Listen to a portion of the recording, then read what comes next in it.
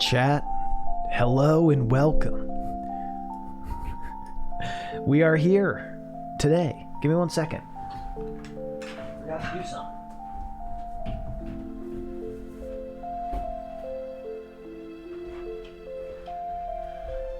All right,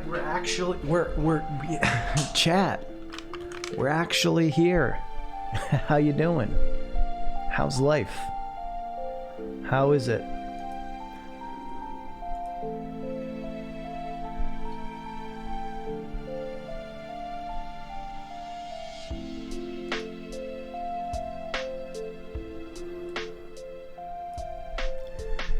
The worst episode, we can all answer this? Yeah, super easy.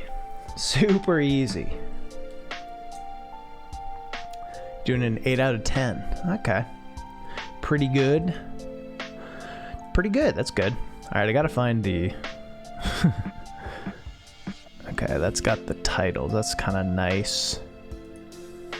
Gotta find a good list of this, to be to be honest. I had found one before, but I forgot about it. How are y'all doing? I think we're doing all right. I think we're doing all right. Do, do, do, do, do. shit, I forgot it's Tuesday, post-workout stream. Let's go. Oh gosh. Look at this shrimp over here, dude. Thanks for the sub back. All right. Let's hey Perry. Let's find this shit. How y'all doing? How's your Mondays? Chat, I'm very excited for this idea on How I Met Your Mother, which means I need to stop talking about it. Should be fun. I have a fun idea for it that's going to be different than normal stuff I do. Might not work out, might be bad, but I think any idea that kind of gets me excited to make a video essay is worth pursuing and fun to do. How long will this tier take? I don't know. That's a good question. I mean, it's 61 episodes. Probably going to talk about each episode for 2 minutes. So that would say 2 hours, right? I mean, we'll see. We'll see how it goes. Some of them might be quicker.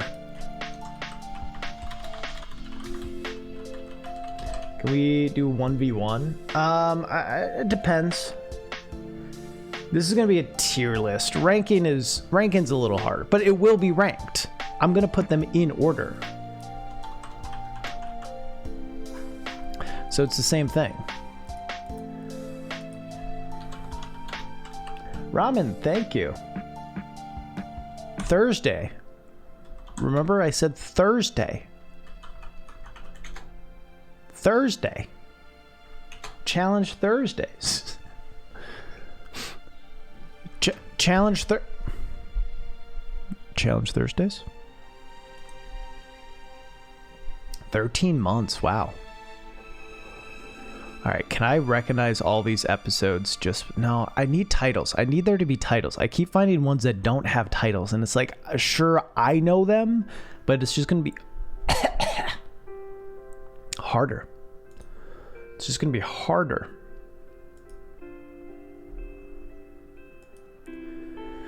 Anyway, what's life like for all you? This is a cool little thing. It's a little too chill. We gotta, I mean, this is pretty chill too, but it's a little too chill. Oh my God, I'm so annoyed.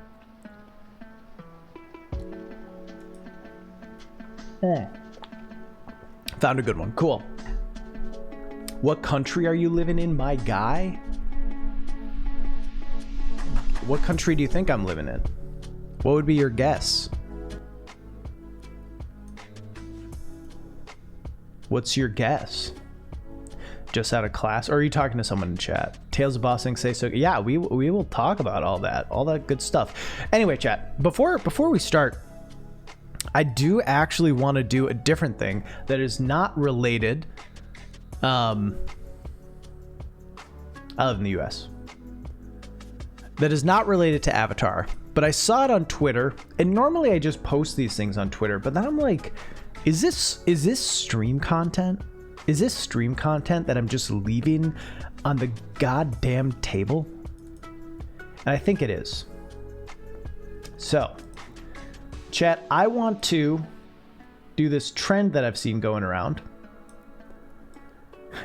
It's a TikTok. No, I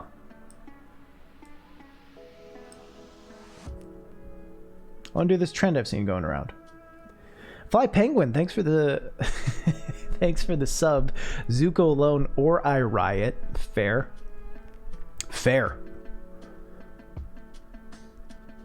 Twitter is the table, it's a waste. True, I agree. Somebody the other day said they follow me, they don't watch my videos, but they follow me on Twitter because they like my takes. I'm like, idiot. What are you doing? What a terrible idea. Anyway, I want to do my Zelda path, which is, I guess, making your path through Zelda. Of the order of which you kind of remember playing games. So that's what we're going to do. And I tried to like mentally map it out. And it's It's complicated. But, you know, we're here for quick content. All right, so here's the thing. The first system I ever got was an NES. I'm pretty sure I played Adventures of Link before the original Legend of Zelda. Regardless, I think it's funnier. So it starts like this, all right? It starts like this, chat. It starts with Zelda 2 and then goes to the Legend of Zelda. All right. And then we zoom past Link to the Past and Link's Awakening, and you hit Ocarina of Time. I have played all of what I would consider that mainline Zelda games. Yeah. I don't count Hyrule Warriors, Cadence of Hyrule, or Link's Crossbow Training. If we're talking about games like made specifically by Nintendo, you know, I called this streaming quality. What do you mean? Is something wrong? Anyway, so we got this. Steven, you've got the golden toast. Congratulations. Congratulations, toast boy. Okay, after Ocarina of Time, we do skip a bit, and we go to... I think I played Ages. All right. Played Ages. And then we loop back to Majora's Mask. Okay. And then we go over here and hit Wind Waker, Four Swords Adventures, Zelda Master Quest. Okay. Do you see the problem with this shit? And then we zoop back up here and slap Link's Awakening. Shit, Link's Awakening might have been earlier than that. Slap Link's Awakening, go to Minish Cap. And then from Minish Cap, we hit Seasons. And then Twilight Princess. And then Phantom Hourglass. And I'm pretty sure... No. Yeah, Phantom Hourglass, right? And then we come around here to Skyward Sword. And then we come back to Link's Crossbow Training, okay? And then where's next? Oh, and then we go all the way over here to Spirit Tracks. Followed by Four Swords, and then down to A Link Between Worlds, and then up to A Link to the Past, and then to Triforce Heroes, and then Breath of the Wild. This is my Zelda path, baby. Very easy to follow, very concrete. Have not played Hyrule Warriors. Have not do it without any overlapping lines. Fuck, shut up. No. I'm not going to fucking do that. That's a waste of my time. This is very easy to read. This is super easy to follow and read. If you can't follow it, that's on you and not me. So this is my Zelda... Fine.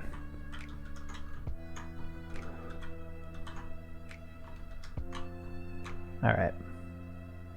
About as clear as the official timeline. All right, so we go here. Boom. Was next. Ocarina of Time. Boom. I already forgot what I had done next. I think it was... Fuck. I'm starting to forget the order I played these goddamn games. Yeah, it's done. Even if I do it well, it's not going to be legible. But yeah, that's about it. Oddly enough, Link to the Past was one of the latest ones in my playthrough. I played it after Link Between Worlds.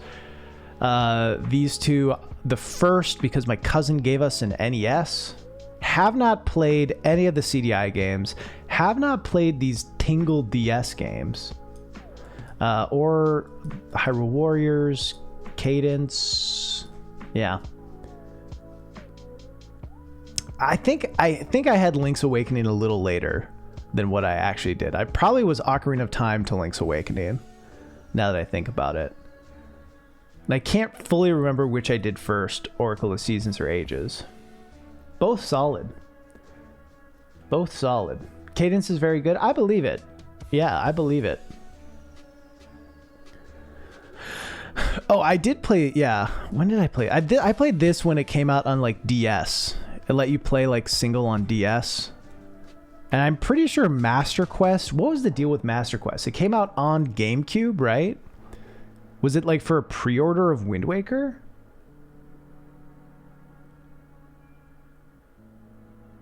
What was the deal with it? What about replays? Yeah, I don't even know. Replays are a lot harder. I mean, here's the other thing is like I didn't beat this, you know? I didn't beat this until much later. GameCube port of Ocarina that came with Master Quest. What's poppin'? We're just vibing.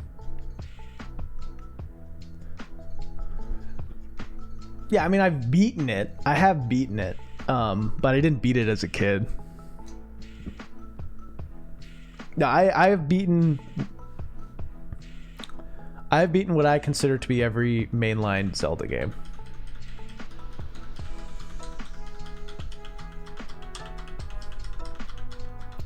Why is this taking so long? Shouldn't have made so many fucking lines. Fuck. All right, chat. Here's. I think. What if we did this? Just how do I add another layer? All right. I don't even. Excuse me. What the fuck? Why is it showing that? Why is it showing that? Why is it show? Shake my damn head.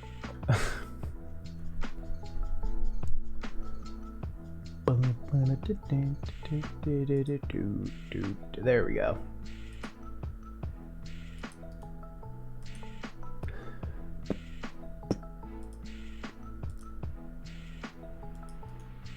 Anyway, that's my list, or that's my order. Beaten most of the mainline Zelda games. Some spots that could be filled in. An SMT? Is that Shin Megami Tensei? You mean like what if I did my path of playing those games? It'd be really easy.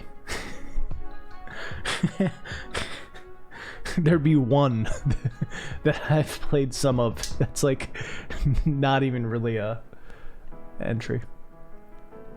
Started most Zelda games but haven't finished. That's fair. They're kind of long. There's kind of a lot to them. Majora Pog.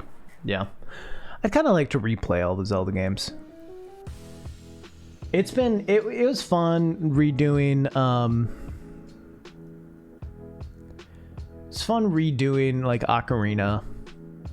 Fun redoing Twilight Princess. I didn't realize, by the way, that the 3D world came out. Have you replayed Link's Awakening? I mean, I played the Switch remake, and I thought that was great. I think it's out. I mean, maybe I'm wrong. Maybe I swear I thought King K was talking about playing it, that he had been playing it. I gotta get that shit. Steve, if we can do online, you want to play it, bro? Anyway, I would love to replay Skyward Sword. I might be wrong, but I swear I saw King K like say he was playing the Switch one. Maybe he got it early, or maybe I'm just dumb. Maybe I just wasn't reading his tweets carefully enough. I was kind of skimming through Twitter. Out Friday? Okay. Fake news. I was kind of scrolling through, and that's what I thought I took in, but I could be wrong. Maybe he just got it earlier. Oh, okay. Got a review copy. King K. Getting review copies. He didn't even like 3D World. He was in here giving me grief about how bad it was. Me, 3D World stan, Nintendo doesn't even call?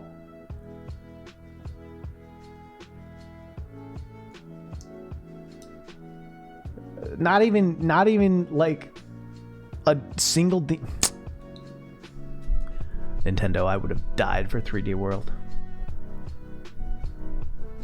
But if you can't appreciate me at my worst, you don't deserve me at my 3D World. Anyway, I would love to replay Skyward Sword if they did something like the 3D World thing. I think that'd be a lot of fun. I do have a hot take. A hot take incoming? Are you ready for this, chat? Are you ready for my hot take of the day? Started the Zelda series with Breath of the Wild. Would you be interested in other ones? Can you recommend one to start with?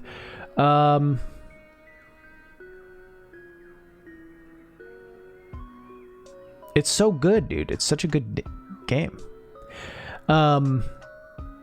One to start with. I think if you have a 3DS, I mean, how good are the remakes of Ocarina and Majora's Mask on 3DS? Because that might be a good way to play them. But if you have a 3DS, hundo percento get a Link Between Worlds. Great. Anyway, here's my hot take.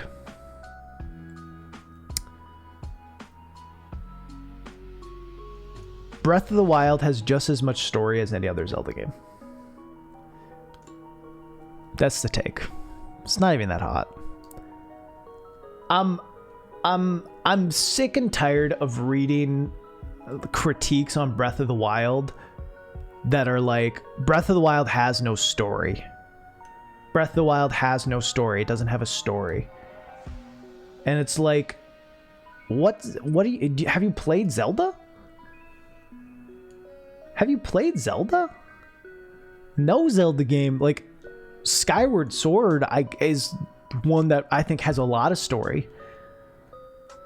And people hate it. It's people's least favorite Zelda game. That's not how you define Zelda. Ocarina of Time's story is like barely there. Twilight Princess's story is kind of barely there. It's all like weird shit. I don't know. Non-linear means non-existent, I guess. Dig a bit deeper? Maybe. But here's the thing. When people say that shit, and then they'll go on to say Majora's Mask has the best story. Wind Waker, yeah. They'll go on to say Majora's Mask has the best story. As if like... as if like the best parts of Majora's Mask story aren't all optional. You know what I mean? They'll be like, it's such a good story in Majora's Mask, and then they'll name every bomber's quest. They'll be like, oh, the I can't remember their names, but the couple's mask couple, oh, so good and such good with the themes of the game. Like all of its side quests. You know what I mean? And then you get about as much story as you get whenever you go to any of the Divine Beasts. Honestly, there's like as much, like Breath of the Wild presents its story in the same way Majora's Mask does.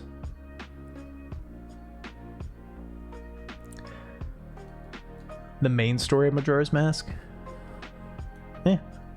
And I'm not saying it's terrible or bad. I just think like people have this weird thing where they act like Zelda is a story-driven game. You know?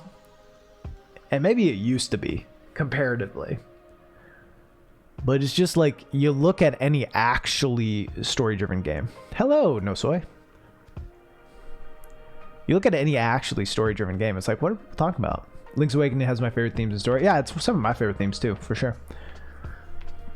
Love it purely through nostalgia. Looking back, it's good. I think it's good themes-wise. So that's the thing with Zelda. They're good themes-wise. But their stories are pretty bare bones.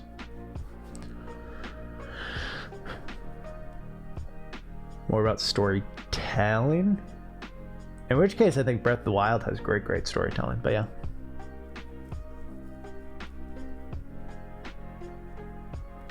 Zelda is story-driven compared to Mario. True. Yeah. I mean, I think that point, Perry, is like that was the comparison for so long, between those two series, up until you get to stuff like BioShock, right? And not to say that there weren't good story games before then. Obviously, plenty of immersive sims had done pretty detailed things, and Half-Life had been running its shit for a while. But it starts hitting the mainstream really kind of, I guess, with Half-Life 2 and then BioShock, and then you start getting more and more walking sim sort games that are very focused on story, and then you get like hybrids of that, like The Last of Us, right? And from there you start getting more and more story focused games that when you try to compare Zelda to it, it's like, what? Why do you like the story of Zelda? Gotta save the princess, but like, it's different. Zelda 1 is the best one in the series. Just sit down and relax with. Disagree. Big disagree. But if it's the one you relax with, I can't disagree with that.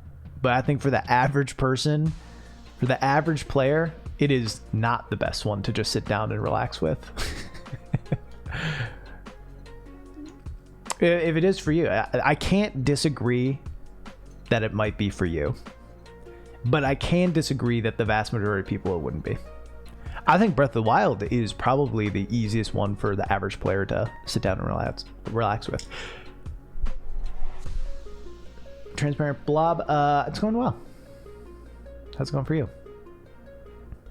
Made me realize how far away I've strayed from story-based games. Yeah.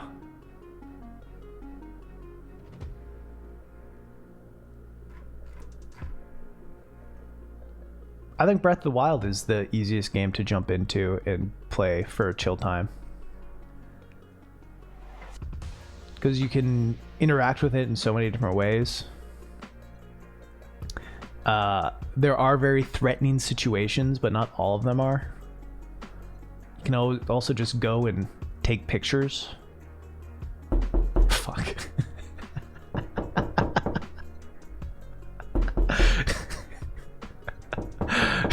Fuck. Hello?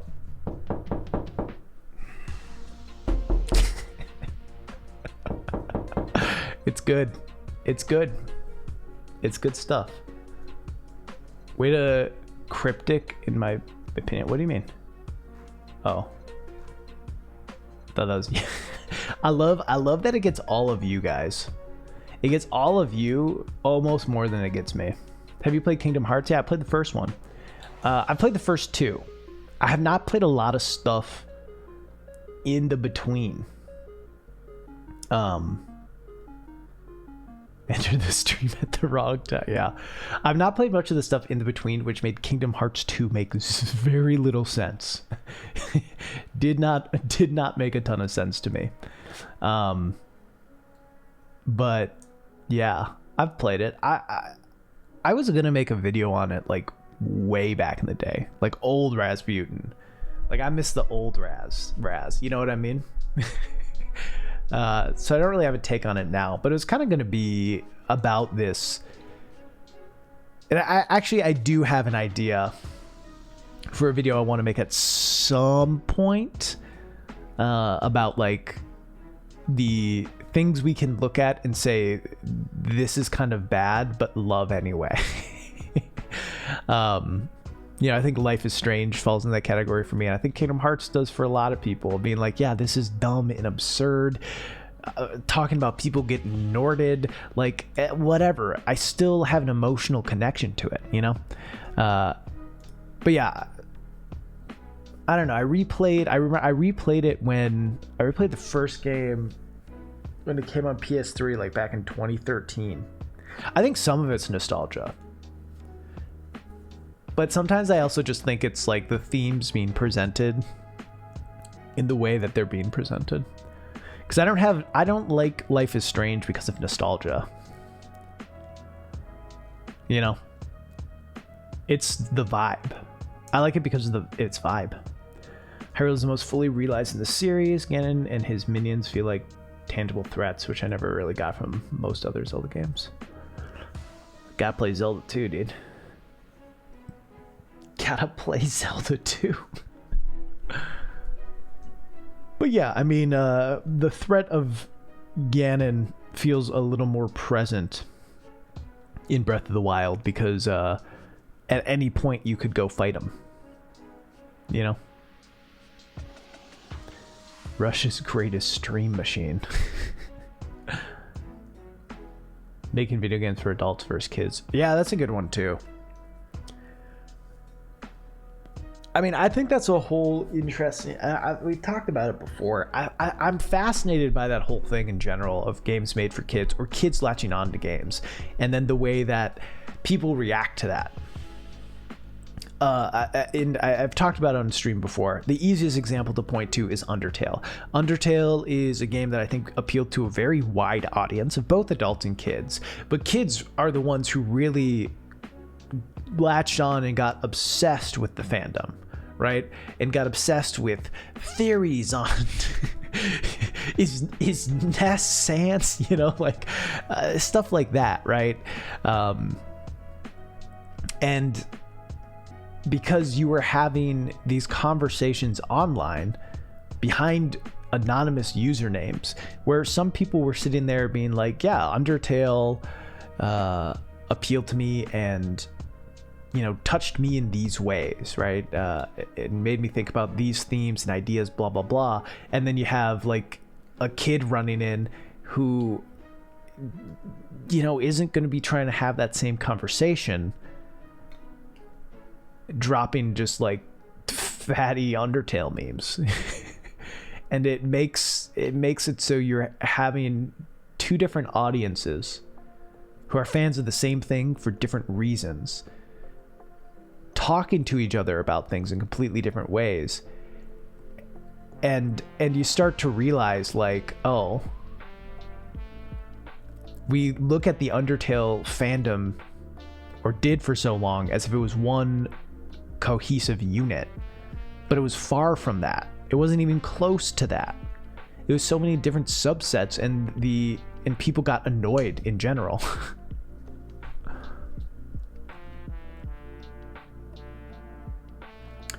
I know that's not what you're talking about, but that's what I'm talking about.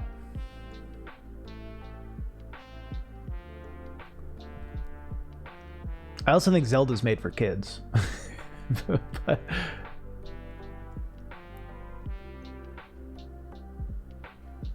100% fan made. Yeah, it's beyond Sonic in a way. I mean, that's true too, is anytime you like dig into a fandom, you just start to hear takes and talks about stuff that's like, what's oh, I'm so confused, E-dubs. If you're talking to yeah, make sure you tag them so that makes it easier for me to know who you're talking to. But yeah, fandoms get wild. No worries. It's not a big deal. It's just easier communication. But yeah, I mean, Undertale has a weird Pottermore-esque following. Yeah, I mean, like, people have their own probably Undertale like sonas, right? Things like that. The size of Hyrule big enough I can see functioning kingdom instead of Twilight Princess, where Hyrule is maybe the size of the city. What do you mean? Oh, you're saying, okay. Yeah, I mean, I'd agree. I think the Kingdom of Breath of the Wild makes more sense. I do think Twilight Princess has different things that function well, but yeah. Love side-scrolling Mario, but he doesn't think about it as an experience like we would. Must be tough to please both. Yeah, and I think Nintendo does. Nintendo does a pretty good job of bridging that gap. There was a thing from, I think it was from Miyamoto, that a lot of people dunked on, me included, but I read the actual article and was like, okay, it's not that out of touch.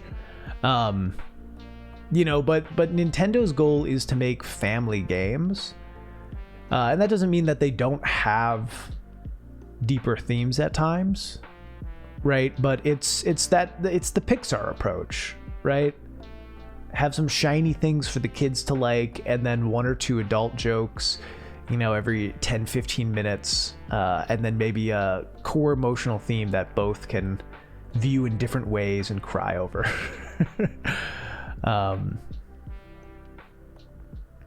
And you know, that's the line Nintendo often seems to walk, and I think they do it relatively well. Family friendly, slaughtering thousands of Goombas. Die, Goomba, die.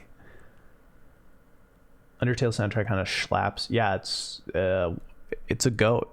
For sure a goat.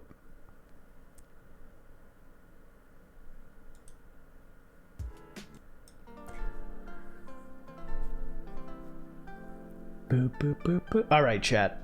I think instead of delaying any longer, we should jump into the content. Because this could take a long while. It could be quick too, but if it's gonna take forever, you know, wanna be sure to get through it.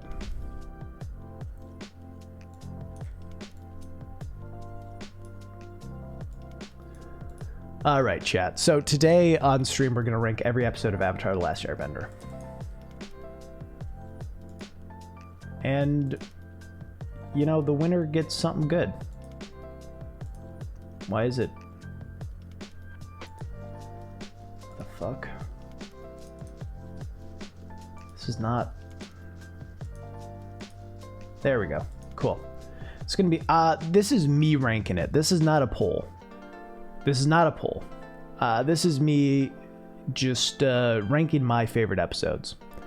Next week, I am going to do a all of my favorite games and have you guys do a bracket sort thing. See ya, dubs. But this is just going to be me. This one's just my opinions on it. It might be a little hard to read. It's not perfect, but we're gonna go for it. Let me make... Oh, fuck. All right. So here's the thing. None of these are gonna go in F. Everyone loves that show. It's a great show. It's a great show. I do think, like, should I rank it? Should I be trying to rank it as, like, relatively to the other things? You know, is that how I should do it? Or just its overall greatness? You know what I mean?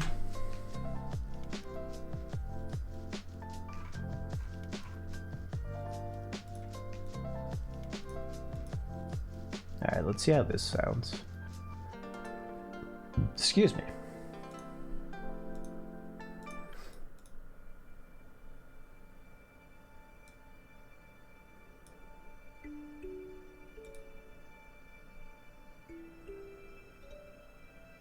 Tales of Bossing say S, everything else A.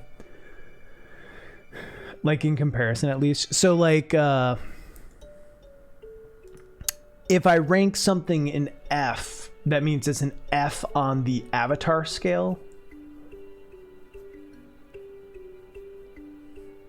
Got it. So we can just say that if we are doing this list, right? If we are doing this list compared to other TV shows, F is probably going to be like a C, right?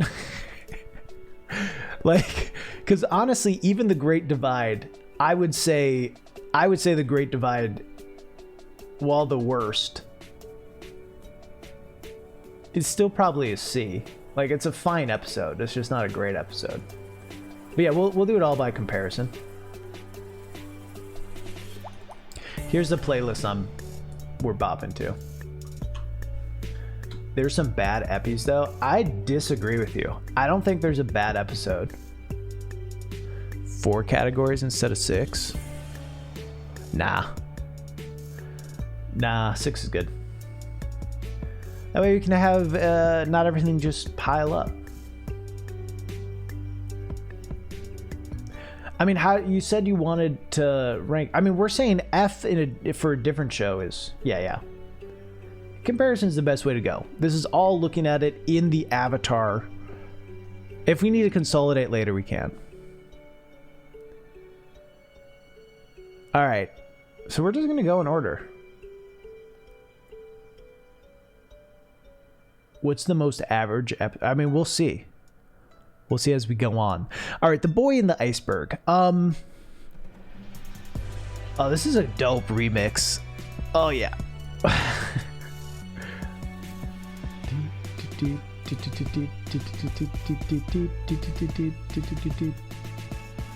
Turn it down a little bit.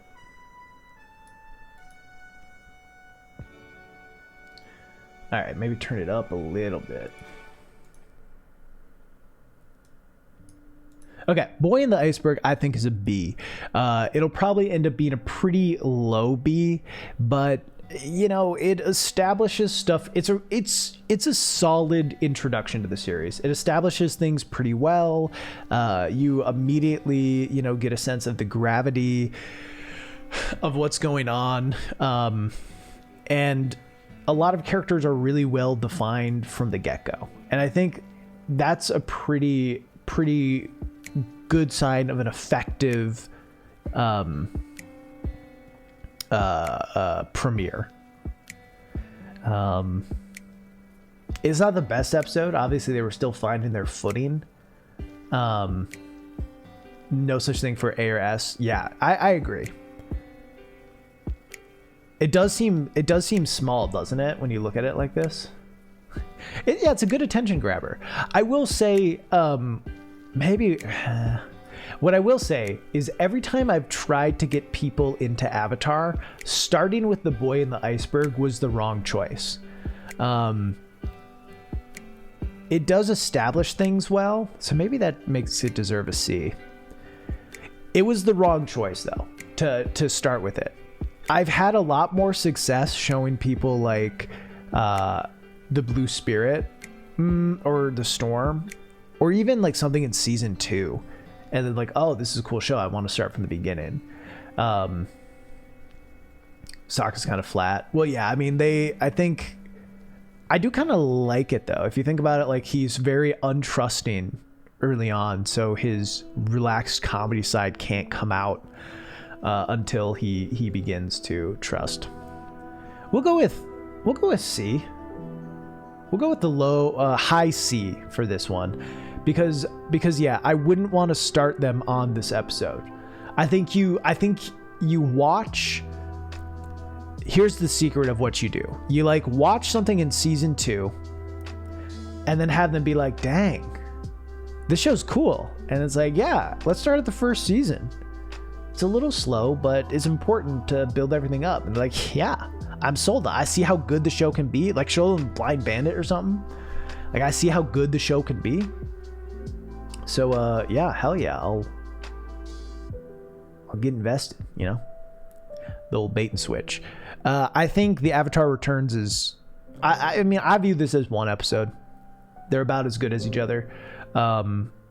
This one, you get Aang going into Avatar state for the first time. They booby their way right into a trap. You get a nice little emotional moment with Sokka and Katara being like, "Fine, we'll go get him. We'll go help him." And yeah, I think all in all, it's a pretty solid start to the series. The issue is it just doesn't feel like what Avatar turns into, you know?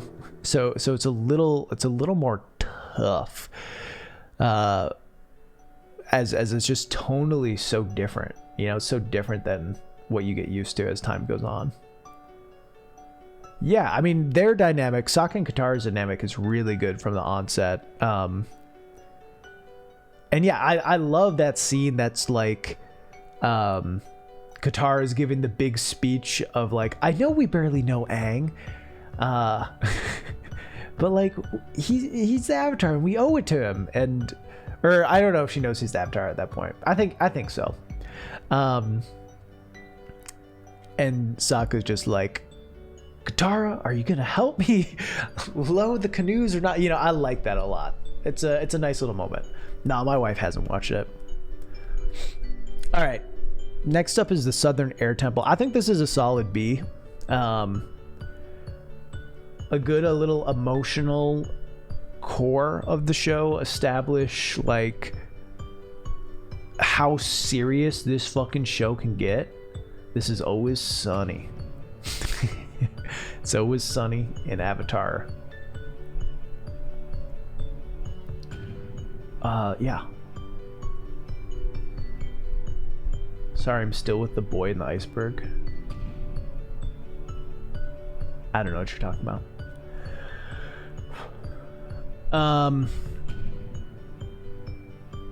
But yeah.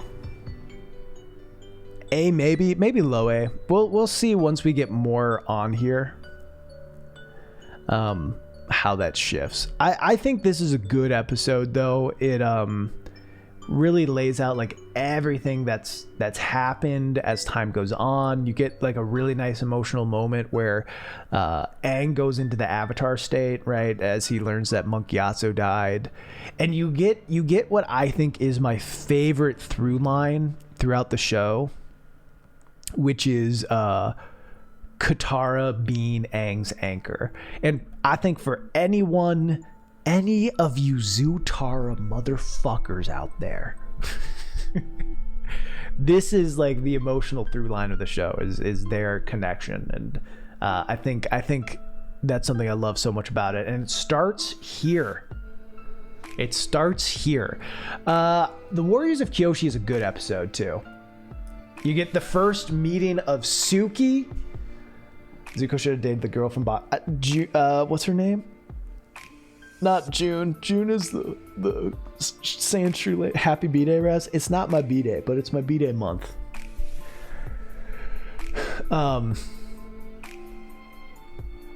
Jin, yeah, that's her name. Jin is really cool. She deserves better than Zuko. Anyway, yeah, the Warriors of Kyoshi is a solid episode. It's a fun little backstory of learning about previous Avatar early on. It's probably one of the first episodes where Sokka really starts to get a little more interesting. Yeah. Like Suki, she's kind of bland. I don't know. I think she's like I think shows need a straight man sometimes, right? And Katara is that a lot of the time, of just like, hey, I'm the normal one. But I think Suki gets to be that later on in the show when Katara becomes a little more moody. I don't know. She's also cool. She has some of the coolest animation in the show. And she does some of the coolest stuff in the show. But yeah, no, I think this is a solid episode. You get a early relationship dynamic between Sokka and Suki that goes throughout the entire show. Sokka as the normal one.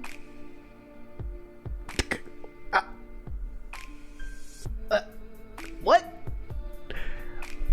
What?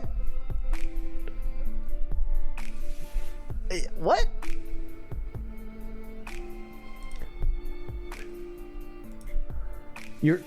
You're telling me this guy? You're telling me this guy's the normal one? Give me a second. I should have been quicker.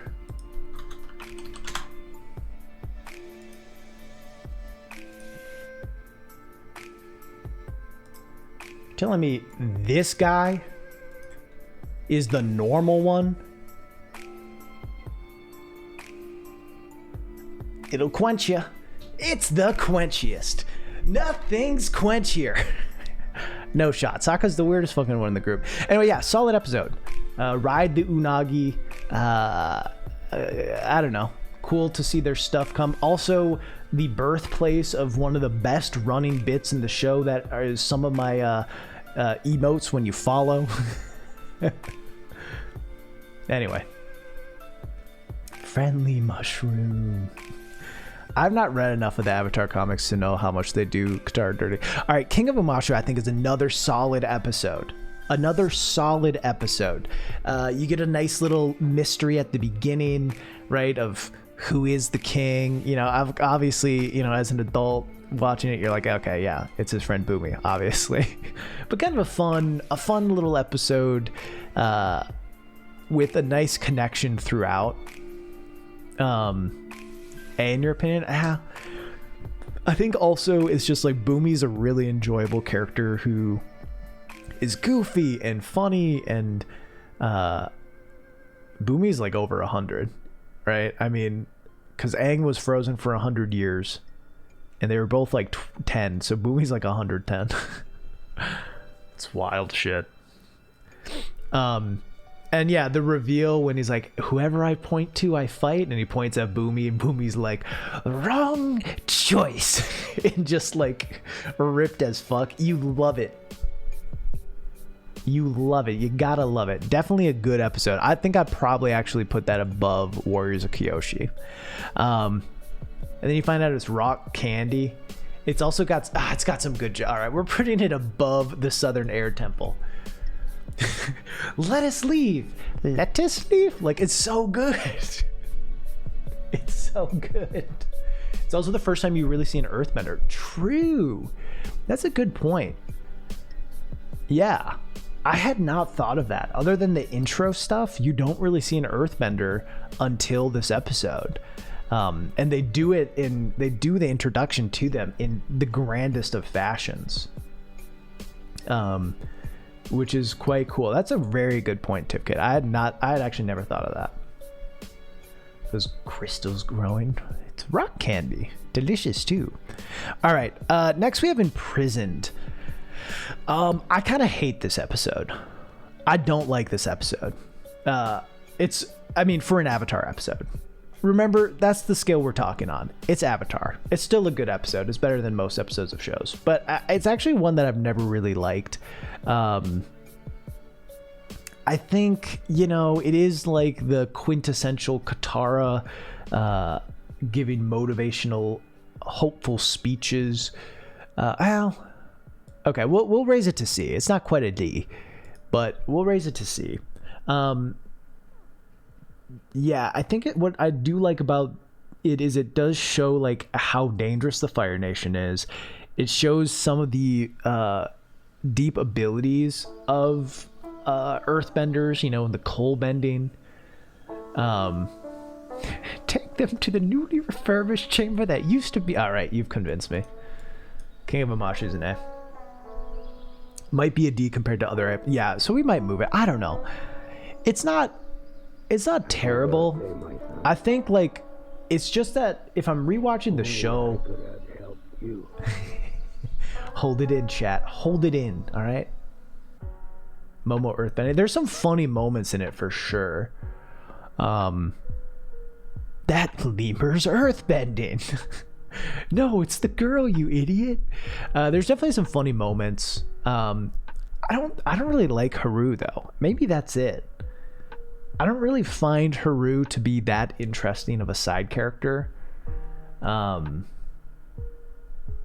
Like his dad is way cooler. His dad's so much cooler than him. Yeah, I'm gonna give it a D, especially because we're ranking on the basis of Avatar.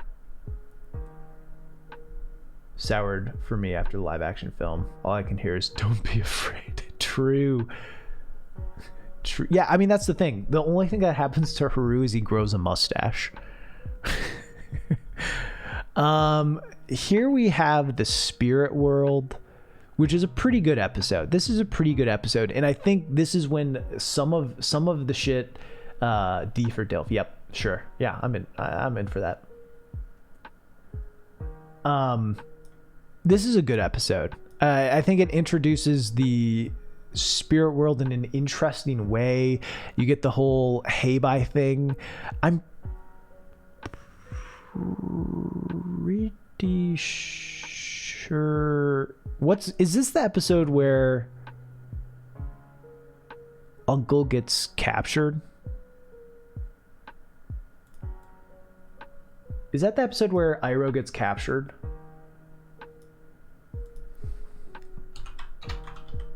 Yeah, okay.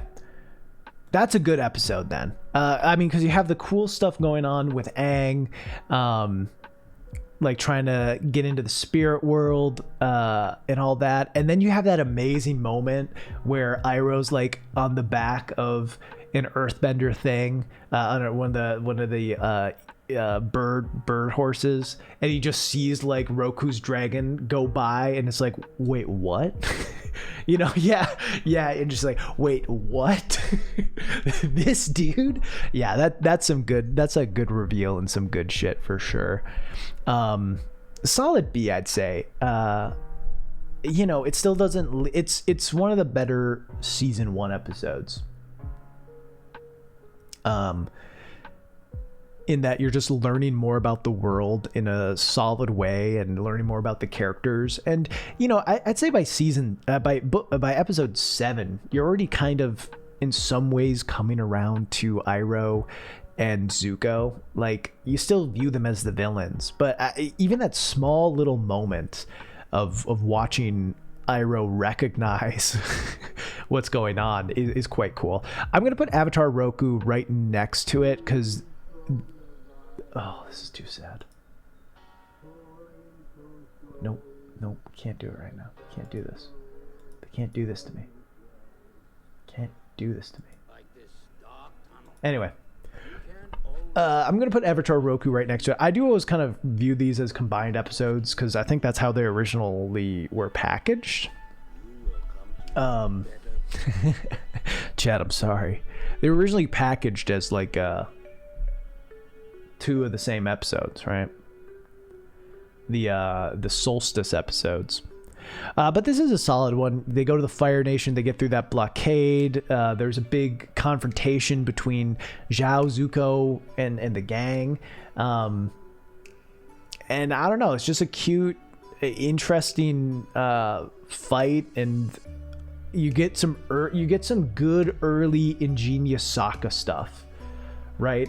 This is kind of when you really start to be like, oh, Sokka's like not just a sexist idiot. He's coming around on not being sexist anymore, which is cool from meeting Suki. And also you're like, oh, he's smart. Because he has the whole plan of like, we just need to make it look like the door's been opened. Yeah, and I like that shit. Next is the waterbending scroll, which I think is a pretty easy C. You get the introduction to the pirates, which is kind of fun. You know, it's the sort of like Katara being Katara episode, right? Of just like being really stubborn and getting them in trouble. I don't think it's the most memorable thing. It's not a bad episode by any means, but definitely nothing. The pirates were cool, and it's kind of a fun little recurring enemy to have throughout the show. Jet.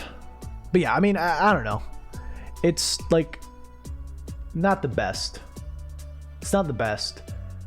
It's pretty mid. There is a good line where he's like, how about 1 copper piece? You drive a hard bargain. 2 copper pieces. Jet. I think Jet's a solid episode. You think Jet's annoying? Come on, he has such a tragic past.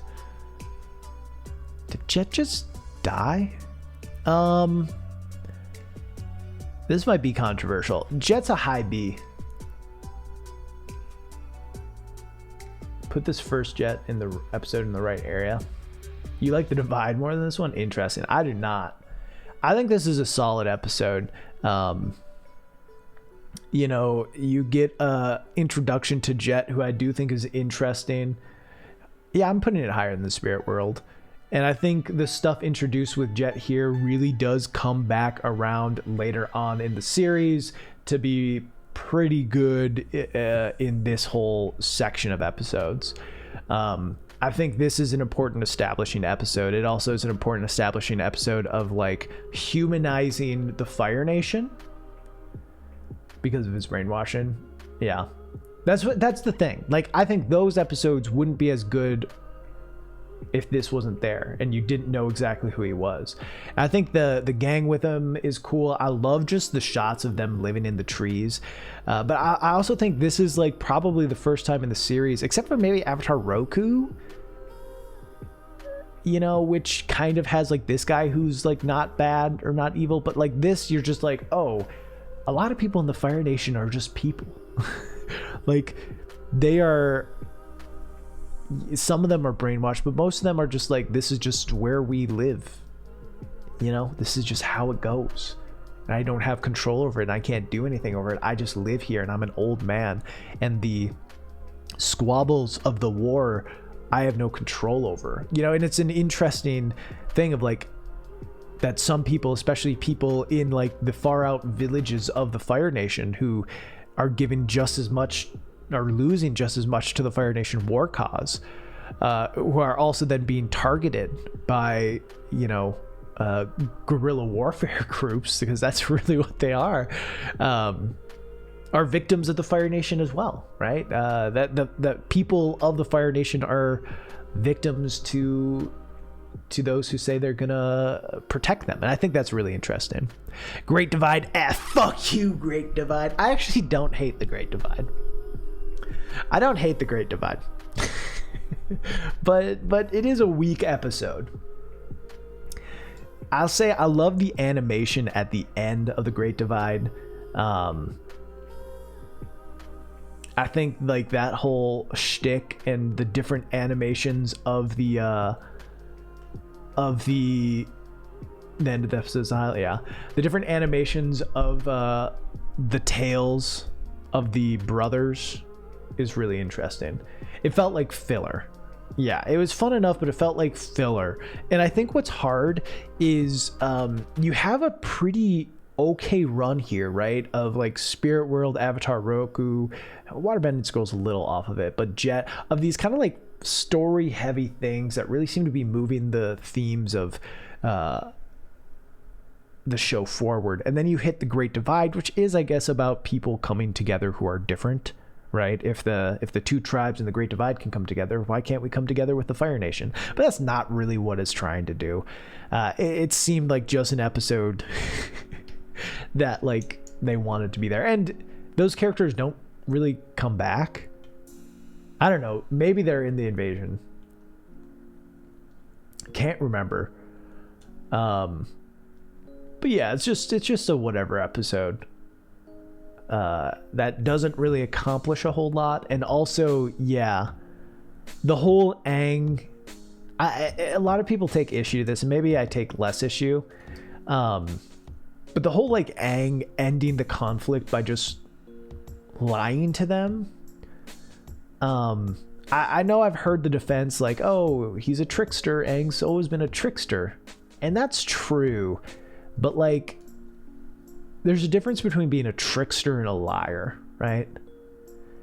And for him to solve a conflict like that and not like think about the issues with it, when like you have an episode later on that's all about him feeling guilt for lying, right?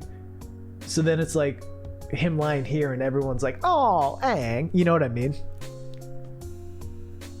You could argue, yeah, it shows he's immature, maybe. All right, The Storm, easy yes. Storm is, I think, the first great episode of the series. You know, I think Zuko and Iroh are becoming relatively likable by this point, but then you hit The Storm and you're like, God damn. There's so much more to Zuko than I ever would have imagined. You know, learning just the origin of his scar. And I think also learning like, right, because it's easy with a kid's cartoon and any sort of like thing that's aligned as good versus evil, like to assume everything about Zuko at that point was bad and everything about Aang at that point was good. But in this video, you realize like Zuko, in the path that took him to where he is, he got there by being honorable, right? He thought he lost his honor, but he got there by trying to protect the lives of Fire Nation citizens, which we learned a couple episodes ago with Jet, that like the Fire Nation doesn't care about its citizens. It doesn't care about its citizens. So you have like, you realize like he got here in his pursuit of Aang by acting honorably, by doing the right thing, but in the wrong place. And then Aang does the wrong thing, right? Aang, like, don't get me wrong, he's a kid, and having the responsibility of the world thrust upon him is unfair. And I don't blame him for what he did, but he did do the thing that, I don't want to say him disappearing led to the murder of his people. Because it could be very well that had he been alive, had he been around, he would have died with them, because he would have, you know, who knows? You'll never know. And that's the point, I guess, right? You don't know what would have happened, and he'll never know what happened. But he acted in a way and did something that led to a huge tragedy, right? And it's not his fault, because he you know, the Fire Nation decided to do it, right? Like, it's not his fault because he couldn't stop the Fire Nation from committing genocide, right? But that's something that does weigh on him. So this is such a great episode of like the two characters.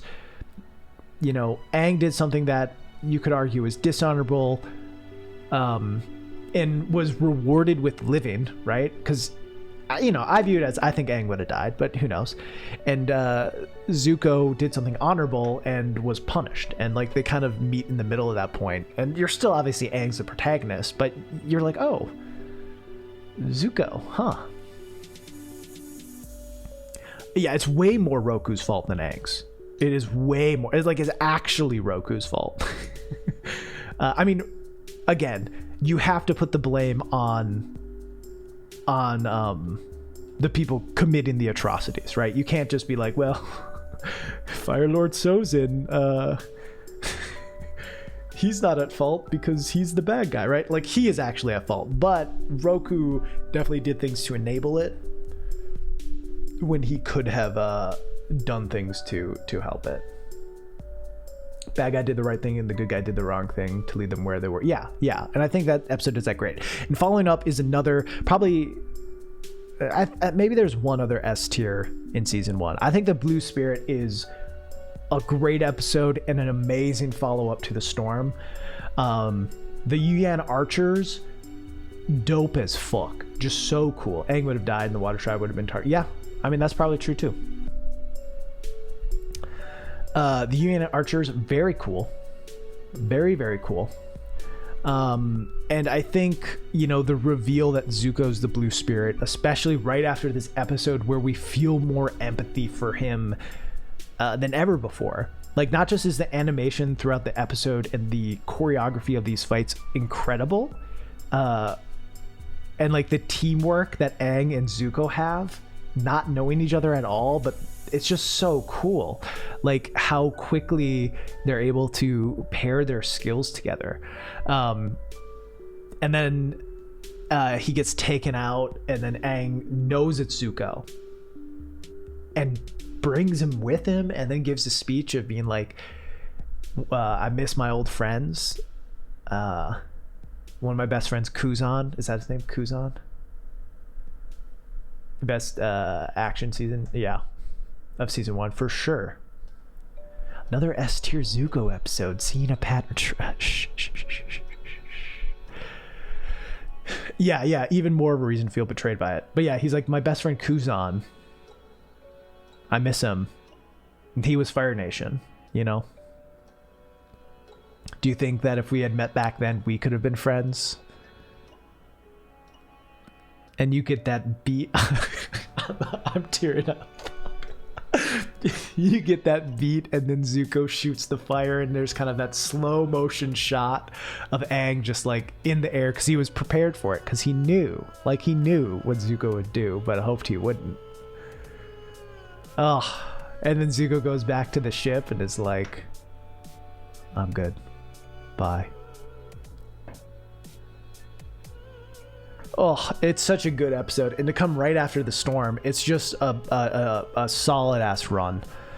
And then we hit the fortune teller, which I think is about as C of an episode as you can get. Actually, no, we'll give it a low B.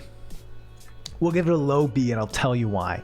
You know, goofy stuff. You get another Katara being irrational episode, which, you know, are a bunch of the early ones until they figured out like that Katara is really cool and they could do cool stuff with Katara. Yeah, you know, you get.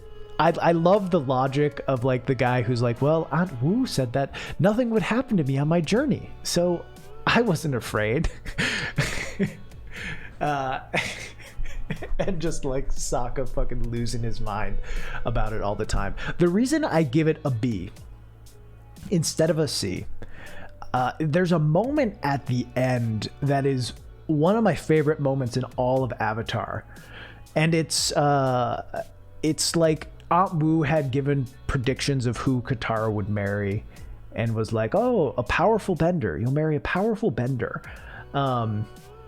And then like the volcanoes erupting, the kids are doing the earth bending to create the pit, and Aang then just goes out and like uses airbending to solidify all the lava. Just a crazy display of his powers.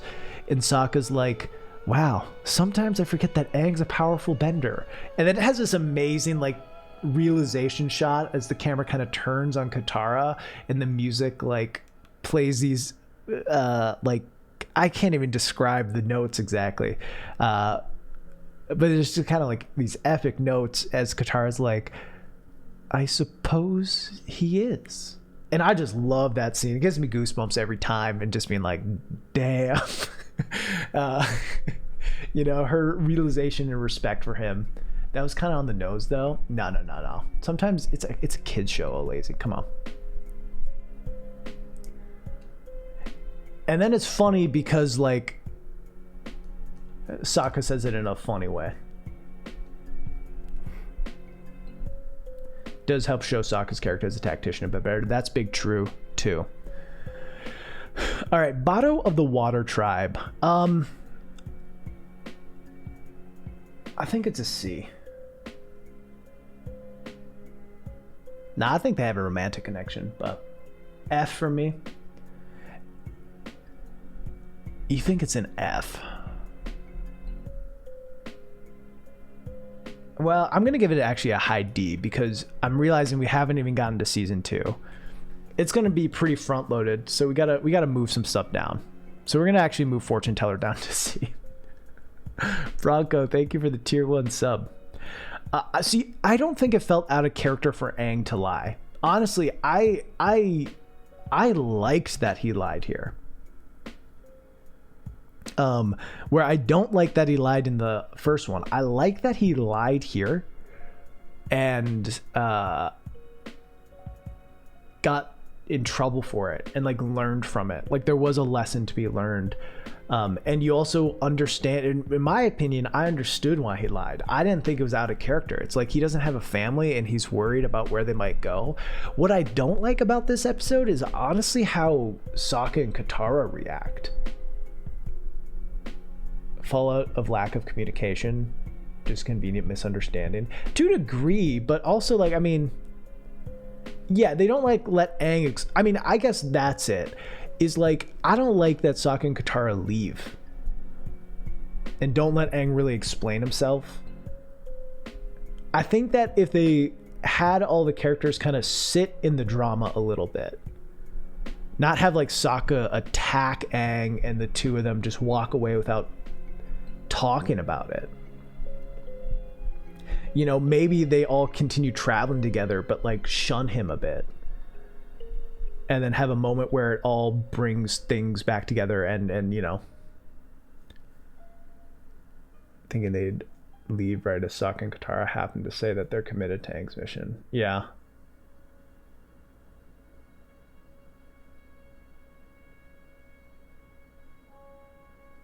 But he doesn't know that. I think I would have preferred if Aang ran away. I think I would have liked that. if Aang was like so embarrassed that he lied and so embarrassed that he upset them, that instead of like them leaving him, he left them, right? And was like, of course you wouldn't want to travel with me. I lied to you. I keep doing this thing where people need me and people rely on me, and I fail them. And then they like follow him and are like, yeah, you did something wrong. You made a mistake and you did something bad. But you're still our family. You know, you're our pack. Yeah, because what you have instead is like he does something dumb and immature, and then Sokka and Katara don't even give him any benefit of the doubt, right? Not even the slightest bit. It's just like getting mad at him, attacking him, being like, "You hate this, you hid this from me." Yeah, I think he should have ran away when the truth came out. That would have felt a little more on character. And it would have felt a little less like, you know, we've been with these characters at that point for 15 episodes and they would just leave? They would just leave like that? That felt weird.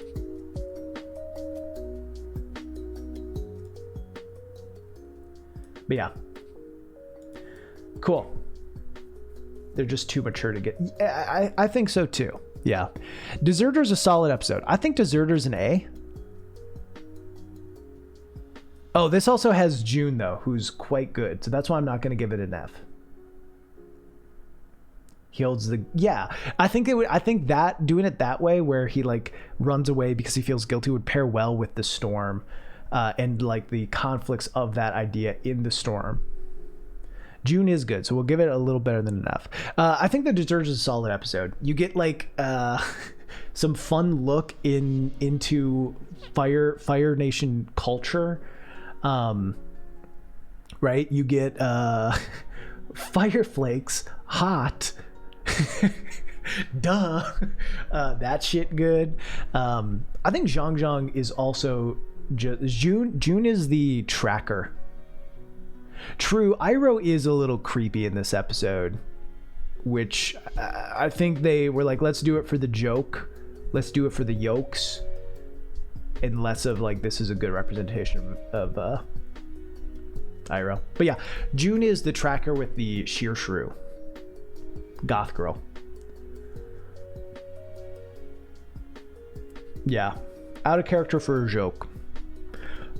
Anyway, I like this episode where Aang like hurts Katara by firebending on accident and not having control over his senses. He vows never to firebend again, which ends up being kind of a cool through line of him being like, well, I'll just do it without firebending. I don't need it. Okay. And being like afraid of that part of himself, even though like he needs to address that and to be better as time goes on. You also get Katara healing herself for the first time. You know, she has some growth as she is kind of forced to dig deep to see her inner abilities. And yeah, I think that's solid. I think that's good. It's also like when he just has all that fire come up is dope as fuck. And like, this dude's powerful. This dude's powerful as fuck.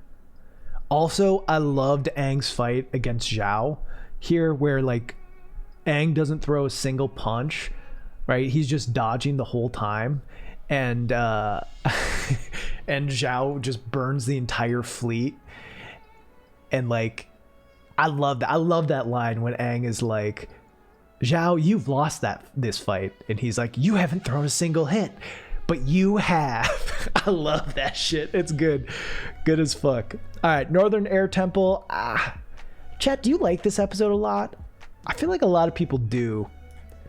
It's pretty mid for me. It's not bad. It's, you know, it's some interesting Sokka stuff. But it's kind of like you don't get much from Aang or Katara. Like, at least that I found interesting. I can't even remember what their whole thing is.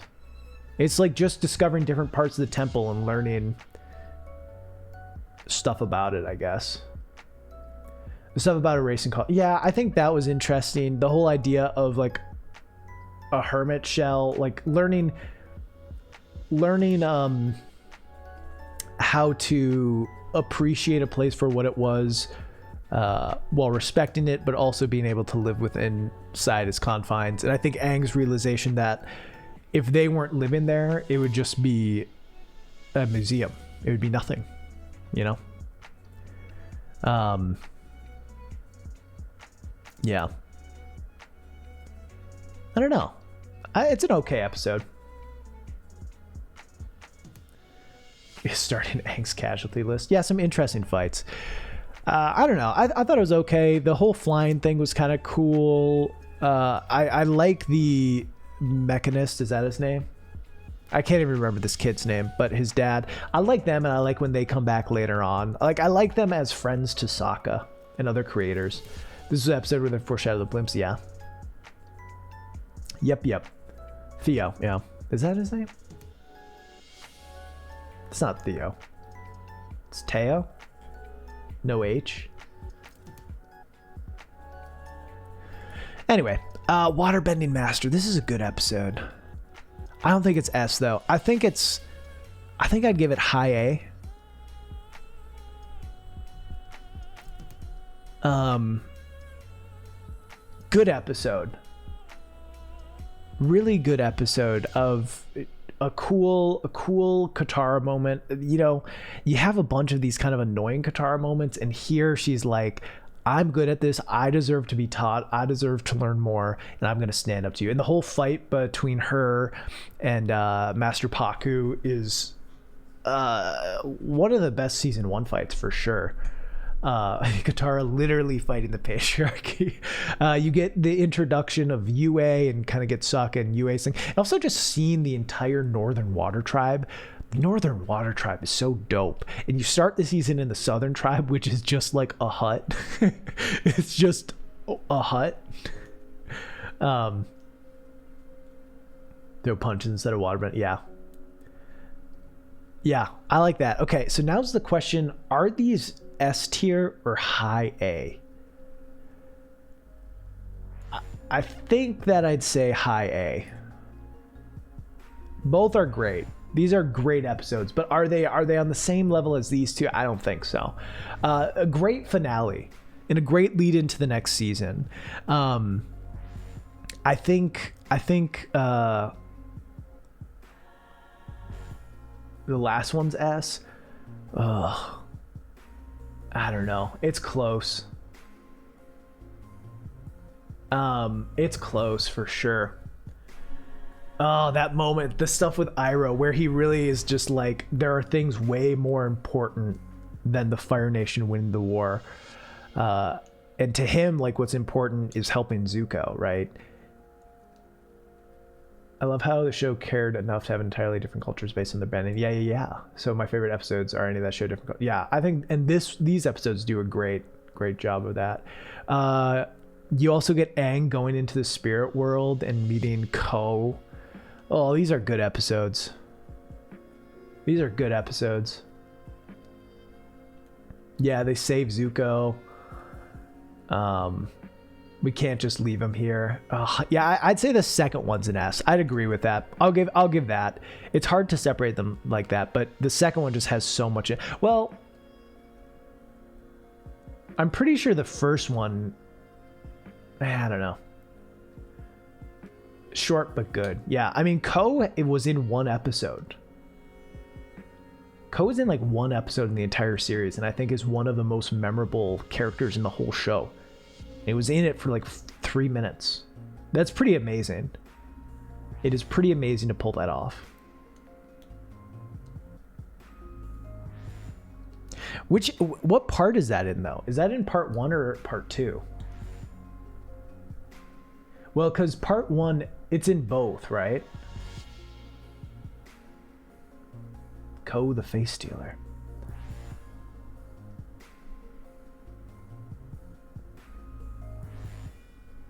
I keep forgetting about Ko. It's awesome. Yeah. I wish that we saw Ko again. I wish we saw Ko and Korra.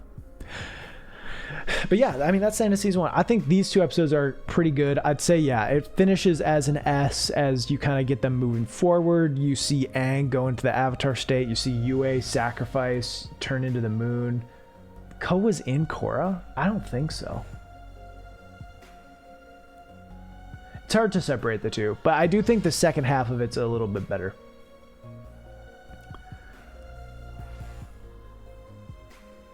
The owl, Washi Tong, he who knows 10,000 things, isn't it? For sure. All right, the Avatar state. I think this is a pretty good episode. I think, it's a nice transition. The average quality is way higher right at this point. You're like, oh, the animation looks better. Everything just feels like it flows and is smoother and is better at this point. And honestly, you're probably going to stop. I might need to add an SS category. Because I feel weird putting some of these in D because I don't think they deserve D. But I might need more space up top.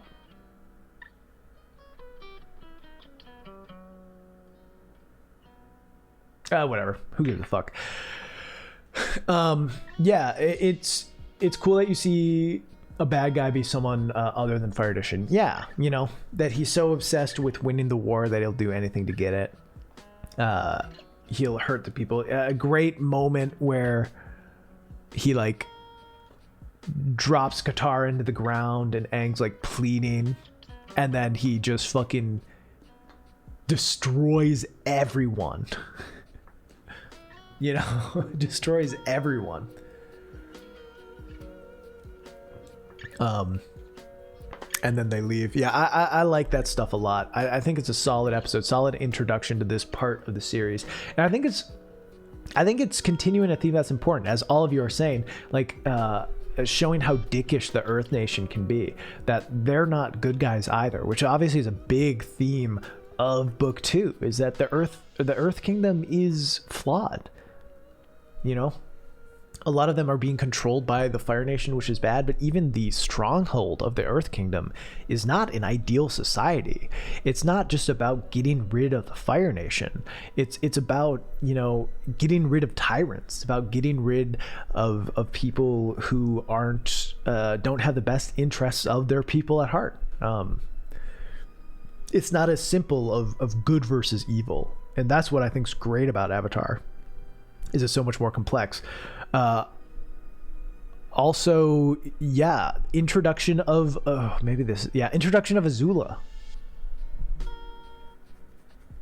think it would have been better if Aang continued to lose control even after Katara is safe, just to show not to fuck with the Avatar state.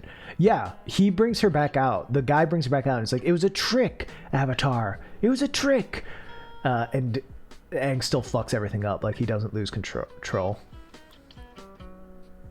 Or doesn't regain control.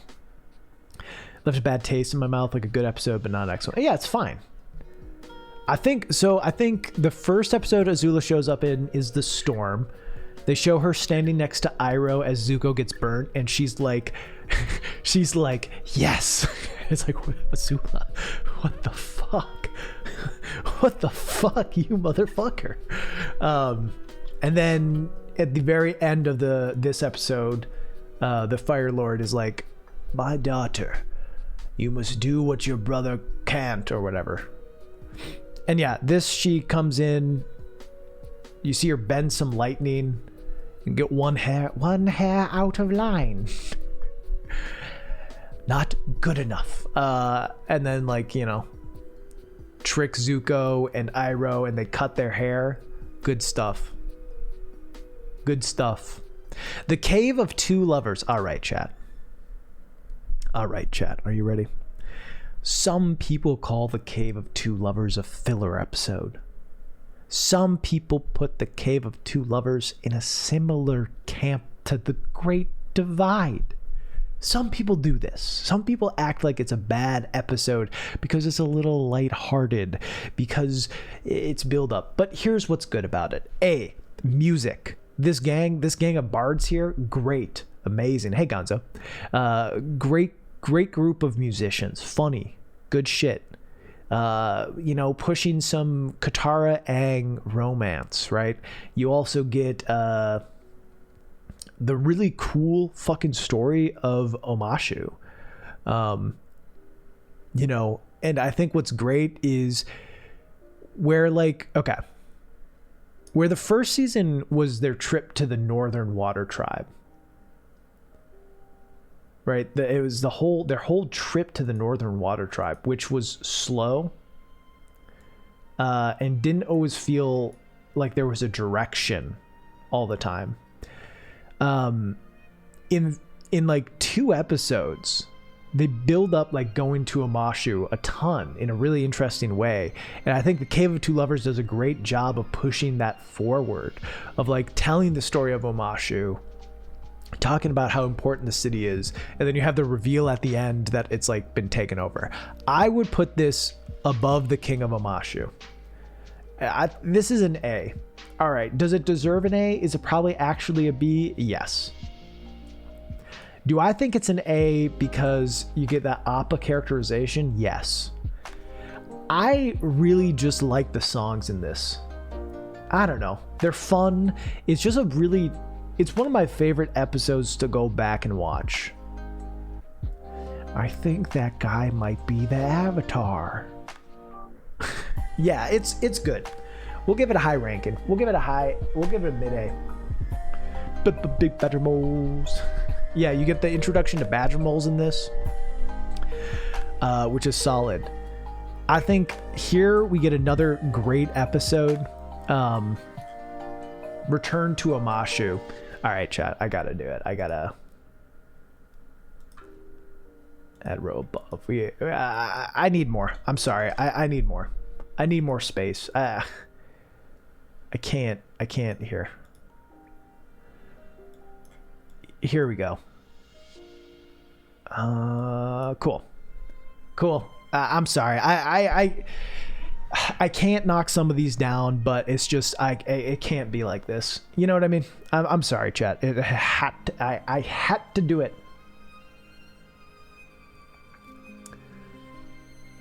I think this feels better. Yeah, I think this is a great episode. You get Boomy coming back, all locked in a metal cage, but you realize he can still earthbend with his face, which is just like, damn, this motherfucker. He's so powerful. You get the introduction to Ty Lee. You see her at the circus with Azula. You get the introduction to May. And you get a nice little, I think you get that nice little Aang as a good guy who wants the best for people and not just people who aren't in the Fire Nation, with them like returning the kid at the end when they didn't need to. Yeah, you get a great introduction to the Deadly Trio. I think it's a great episode. I love when Azula starts chasing Aang after realizing who he is, and she's like surfing on the carts down the city. Like, they do such a great job of introducing those slides back in the King of Omashu, and they do some stuff in it, right? They have them go down the slide in this episode, but then they're like, let's take it a step further and have a massive fight on those same slides. Casual Cage, thank you for the sub. So it's like taking the ideas from the first part, I mean, like, let's bump it up a notch.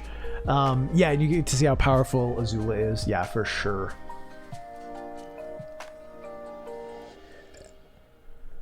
I think this is a really, really good episode. And, you know, Boomy teaching Aang about the different Jinns. There's neutral Jinn where you do nothing. And yeah, sometimes bide your time. I like that a lot. The Swamp's a decent episode.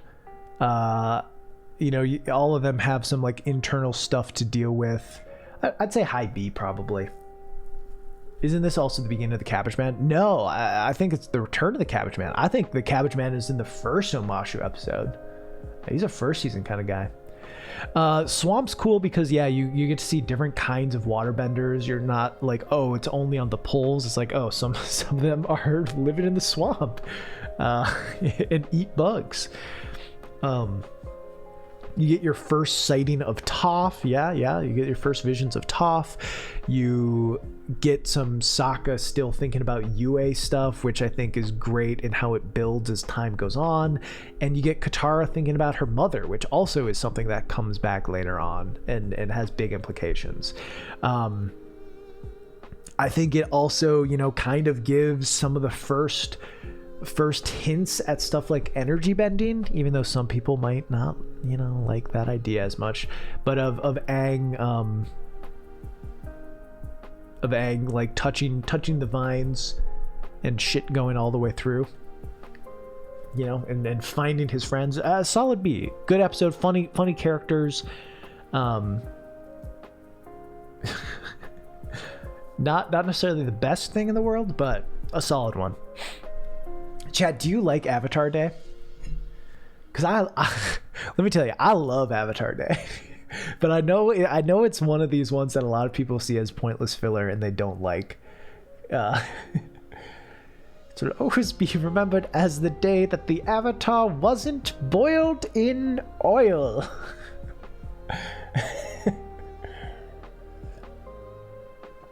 I like seeing stuff from Avatar Kyoshi. I like that a lot. I think that's a fun thing to get.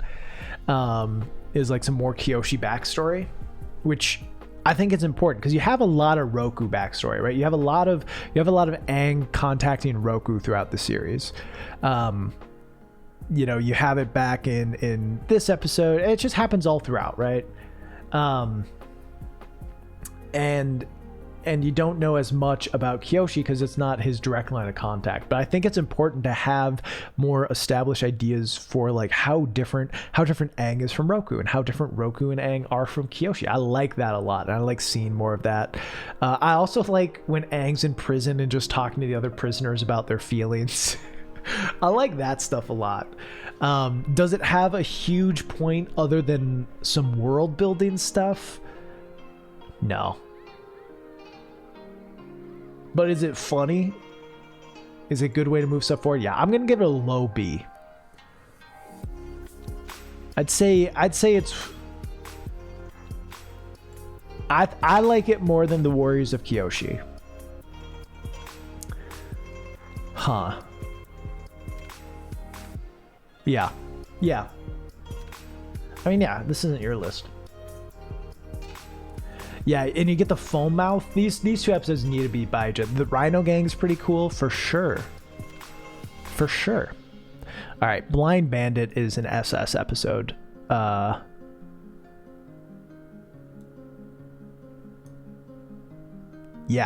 Blind Bandit's so good. Introduction of Toph, who is such a good character. Maybe like just super fun to see, super fun to see her ability, right? You at this point are thinking about earthbending in a certain way, and this is what I love about the show, is as soon as you think you understand how something works, they find a way to expand on it in a way that makes sense, but recontextualizes everything. And right, you kind of get that with the swamp, right? Of like, oh, it's waterbenders can live anywhere. Waterbenders can do different things. They can bend the water in the vines.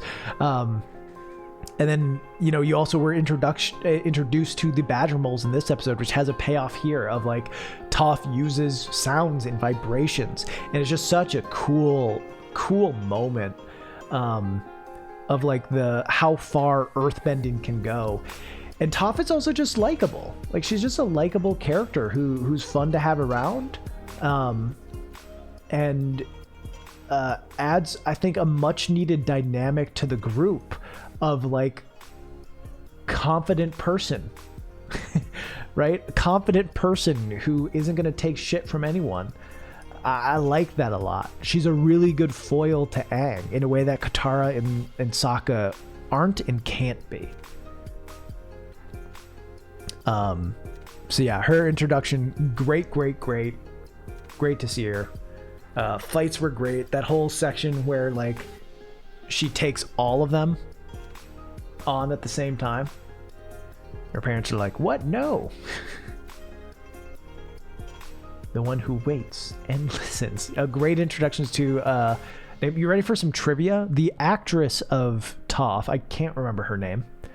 She actually appeared in a different episode of Avatar First, which was the fortune teller. She played Aunt Wu's assistant, Meg, something like that. The one who's like in love with Aang the whole time. And they liked her so much, and they were like, hey, we got this other role. You should come read for it. And then she got the part of Toph. Anyway, chat, I mean, will you move? Bro, move. Zuko alone, best episode of the series. It's like, you know, I've mostly been talking about the gang's perspective of all these episodes, right? At this point in the season, you had Iroh and Zuko first get tracked by Azula, you know, so they had to cut their hair and no longer be on the open chase for Aang. They had to do it in a different way. And yeah, at this point, Zuko has parted ways with Uncle because he doesn't want to live the Earth Nation refugee lifestyle, and goes out on his own. And I think if there were any doubts that Zuko is the main character, this episode ended them. Just a great tale of through flashbacks, of having each flashback not only be super important. What episode is it that they run into each other? I think it's the one. I think it's, what episode is that? I think it's the chase. Yeah, it's the chase. It's the next one. Yeah, it's just such a great use of flashback to tell a story in two time periods that the flashbacks always do seem to have some sort of relation to what is happening in the modern times. You know, of seeing Zuko, seeing how easily he can be shifted by negative forces around him, but also positive forces around him. Now, at his heart, he's a good person who just needs guidance. He's a kid who lost like his guiding light, his guiding force of what it means or what to do to be a good person, at such a young age, and has been floundering without that. I think it's just such a deep episode that really, like the storm, makes you empathize and understand Zuko in a way you hadn't before. And yeah, there's also the fight at the end where he stands up to the Earth Nation soldiers and gets his ass kicked using the swords, which is like the first time we've seen that happen, because every time he does the blue spirit thing, he's usually a fucking badass. But he tries it. Yeah, he tries it without it and gets his ass kicked, which also, that whole thing was cool of seeing people use weapons to earthbend or firebend, right? The earthbenders who like use the one who uses the big fucking hammers and like hits the ground, and a bunch of rocks come out and fly. That shit's just so cool. And then, yeah, Zuko embraces the side of himself he's been trying to hide. Hey, Jimmy. Of the firebender, right? And fucking goes off, shoots a lot of fire at the motherfuckers, and is like, I am Zuko, son of Ursa and Ozai, crown prince of the Fire Nation. Like, and it's just like, oh, this guy is so conflicted, and he's so much better than what he's being given. And then the people he helps reject him immediately after. He does the right thing. He saves the day. He gets scolded for it based on how he was born, and the mistakes he's made. He gets scolded by the Earth Nation actually for doing the right, for you know, being banished for doing a good thing. Yeah, I don't think that's an edgy moment. And yeah, you can't even blame the kid or his mother, right? He like goes up to the kid and tries to give the knife, right? Never give up without a fight. Made in Earth Kingdom. You also get like some really good insight on Iroh in this one, where, I mean, Iroh is an interesting character, where I'm sure that you could do a big deep dive on like the morality of Iroh, and I don't know how it all makes sense. But yeah, you see a change in Iroh, right? Like he's obviously always been someone that's valued the arts, but maybe hasn't viewed what the Fire Nation does as evil as he probably should. And you do really see a shift in his character as through the flashbacks you learn about Lutan dying. Oz confused me. Some random Earth Kingdom guy knew that Ozai burned it back. I mean, I don't know. What do you mean his own crew? Oh, I mean, that's fair. But here's the thing. Don't you think information in the Fire Nation might be harder to spread? More propaganda? Harder to get some of the information out there? I mean, that'd be my excuse. All right, control. What does Control R do, Bodhisattva? The Fire Lord banishing his heir. The throne is probably pretty big news. Yeah, I mean, I think they knew. I mean, everyone knew who he was banished by, but maybe didn't know the information of who exactly. It zooms in. Oh, so you can see the words a little better.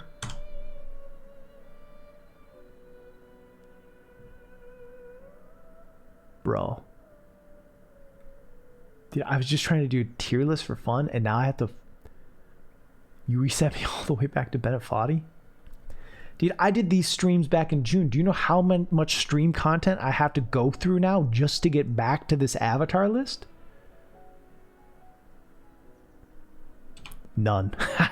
I got you, Motosaru. You think I wasn't prepared for your control R-ing ass to come in here and try to trick me? To try to reset me back to Bennett Foddy? No shot. No shot. No shot. Anyway, yeah, Zuko Lone, S tier episode. Great episode. The chase. I think the chase is an S episode.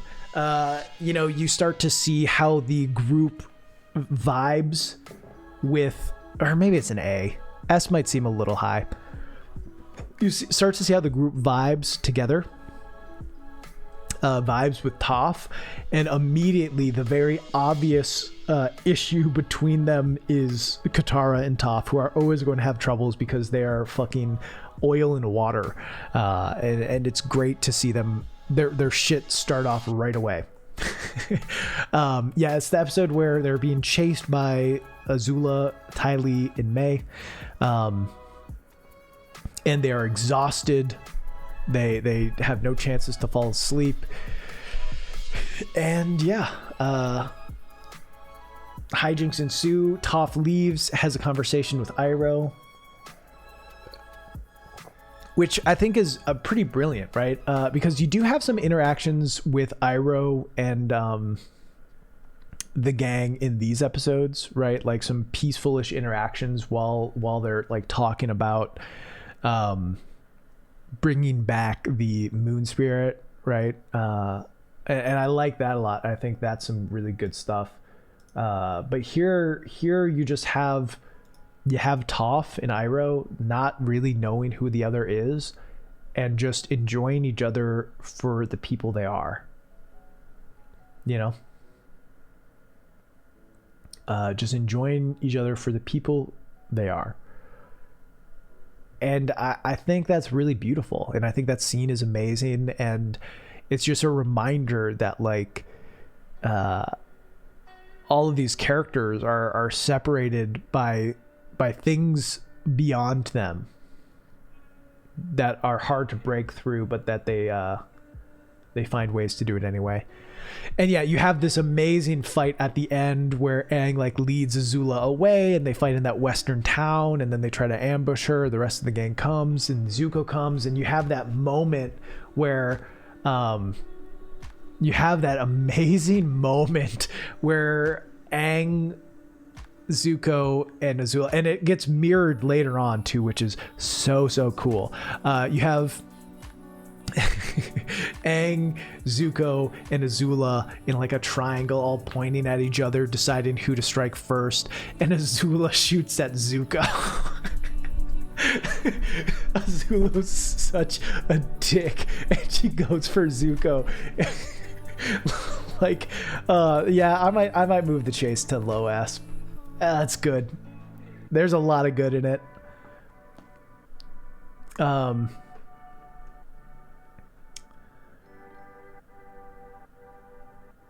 Yeah. Here, let me see if I can find a shot of it.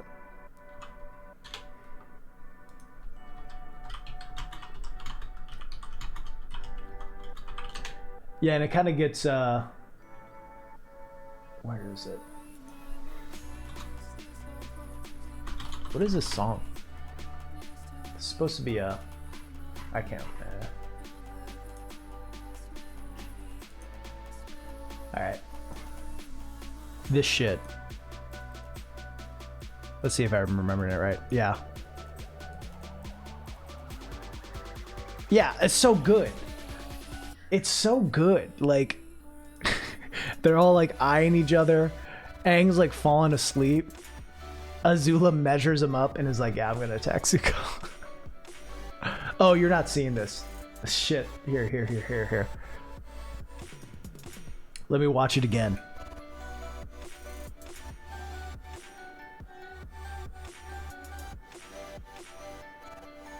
It's just so good. I love it so much. It's just you realize how petty, how terrible, how evil Azula is in that moment. All right, I don't like this song. This does not feel like an Avatar.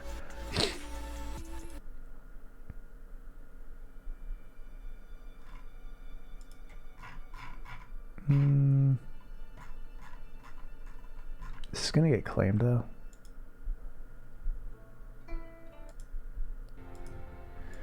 Here, give me a second. Sorry about this. Game chops. Yeah, we'll do the game chops one.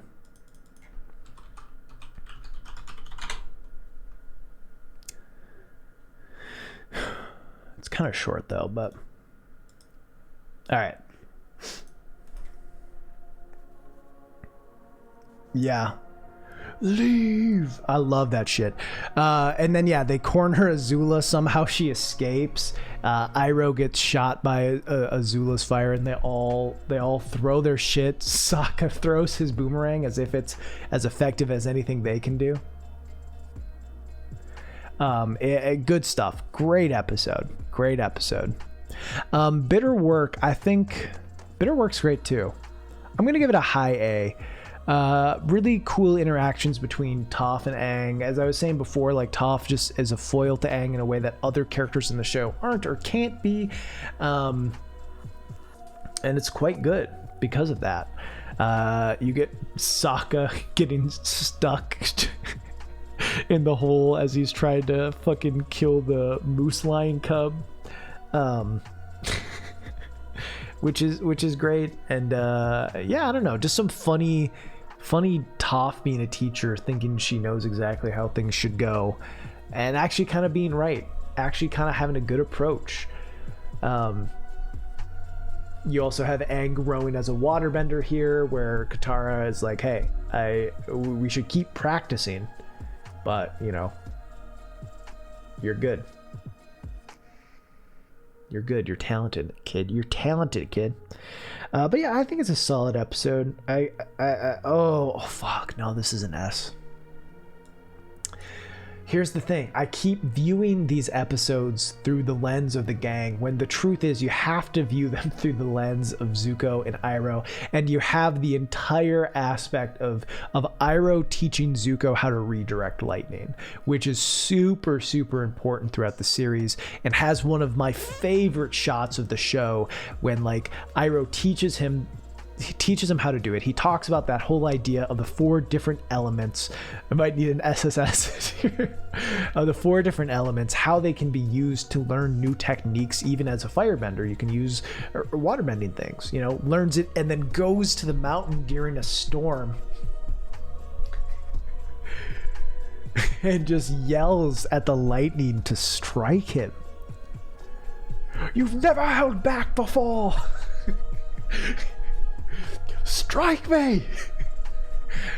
It's so good. It's so sad. It's just this kid who needs to have power, right? Who needs to feel like he has any control over his life after time and time again it's been taken away from him.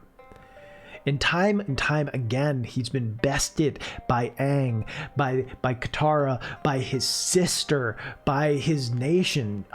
Just time and time again, he's lost control of everything he thinks he wants. Which what he really wants is just control. But he doesn't know how to get it because he's looking for it in the wrong places. He's looking for control in the hardest atmosphere to control. He's literally in a thunderstorm asking a bolt of lightning to strike him so he can show that he has power over it. But he doesn't, and he can't. I don't read it as a suicidal moment. I don't read it as that.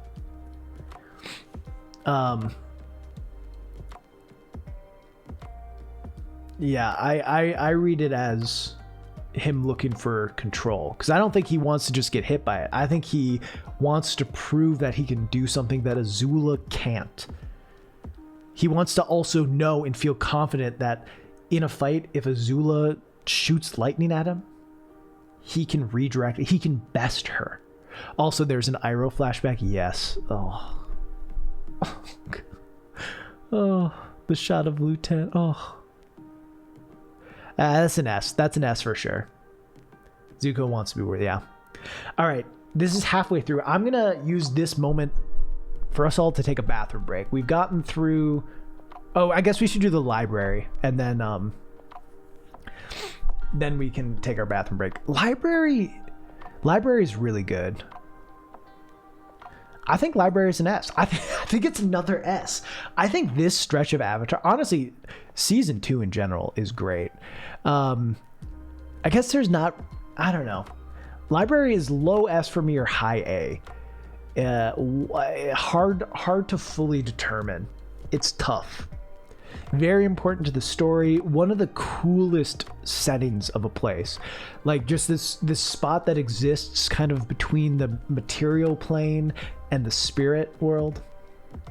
Very cool. Wan Shi Tong, he who knows 10,000 things. Just really interesting, and to have this place be fabled. You also get some of the best. You get some of the best Toph jokes of "There it is." Be like, I'm blind. Cool setting, cool things that are learned there. You learn, I think in that one, that maybe you already knew that Zhao had been there. I think you already know that Zhao had been there, but you get like confirmation of where exactly he was. I love the moment at the end of the episode too. Like you have this whole B plot, right, with Toph and Appa just outside, not wanting to go in, and then Toph is like, library's sinking, and just trying to hold the whole thing up, showing how fucking strong and badass she is. Like the only reason that they don't all die is because of her, and she has to make the choice, the easy decision, right, in terms of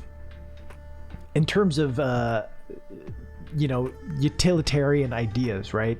You save the humans, you save the many over the sky bison, but it's still a choice. It's still a moment she has to live with, and a consequence she has to live with, of knowing that she could save Appa. It would come at the expense of all those motherfuckers dying.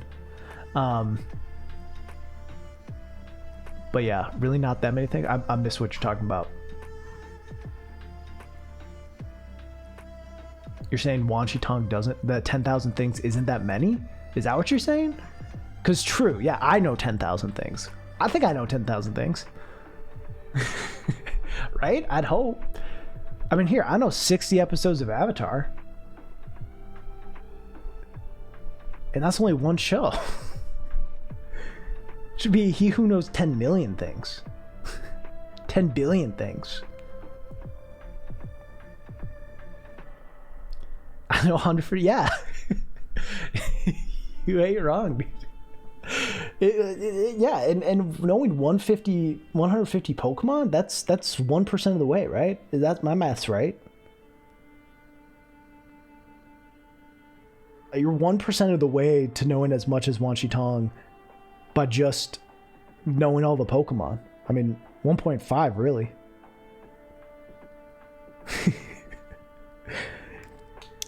Should we even be impressed with Wanchitong? The answer is no. Oh yeah? Name 10,000 things. But yeah, great episode.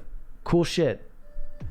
Toph is faced with, you know, having to feel a little responsible, even though she was in the right to let Appa go. And Aang's like, you let Appa leave. You've always hated him.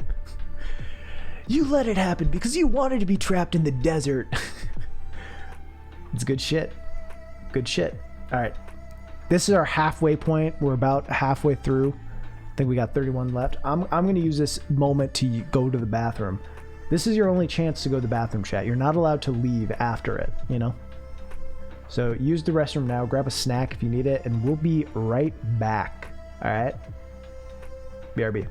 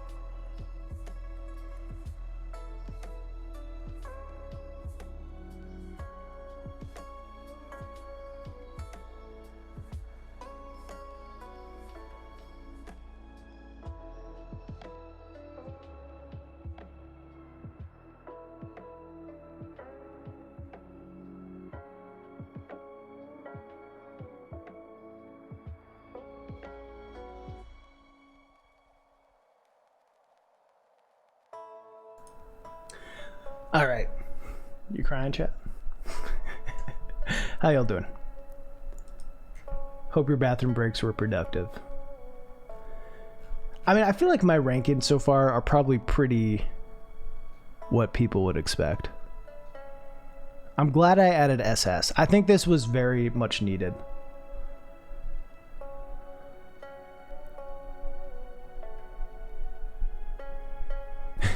I'm glad you like the Wanchitong shitpost. I'm glad it could offer you a moment of levity. All right.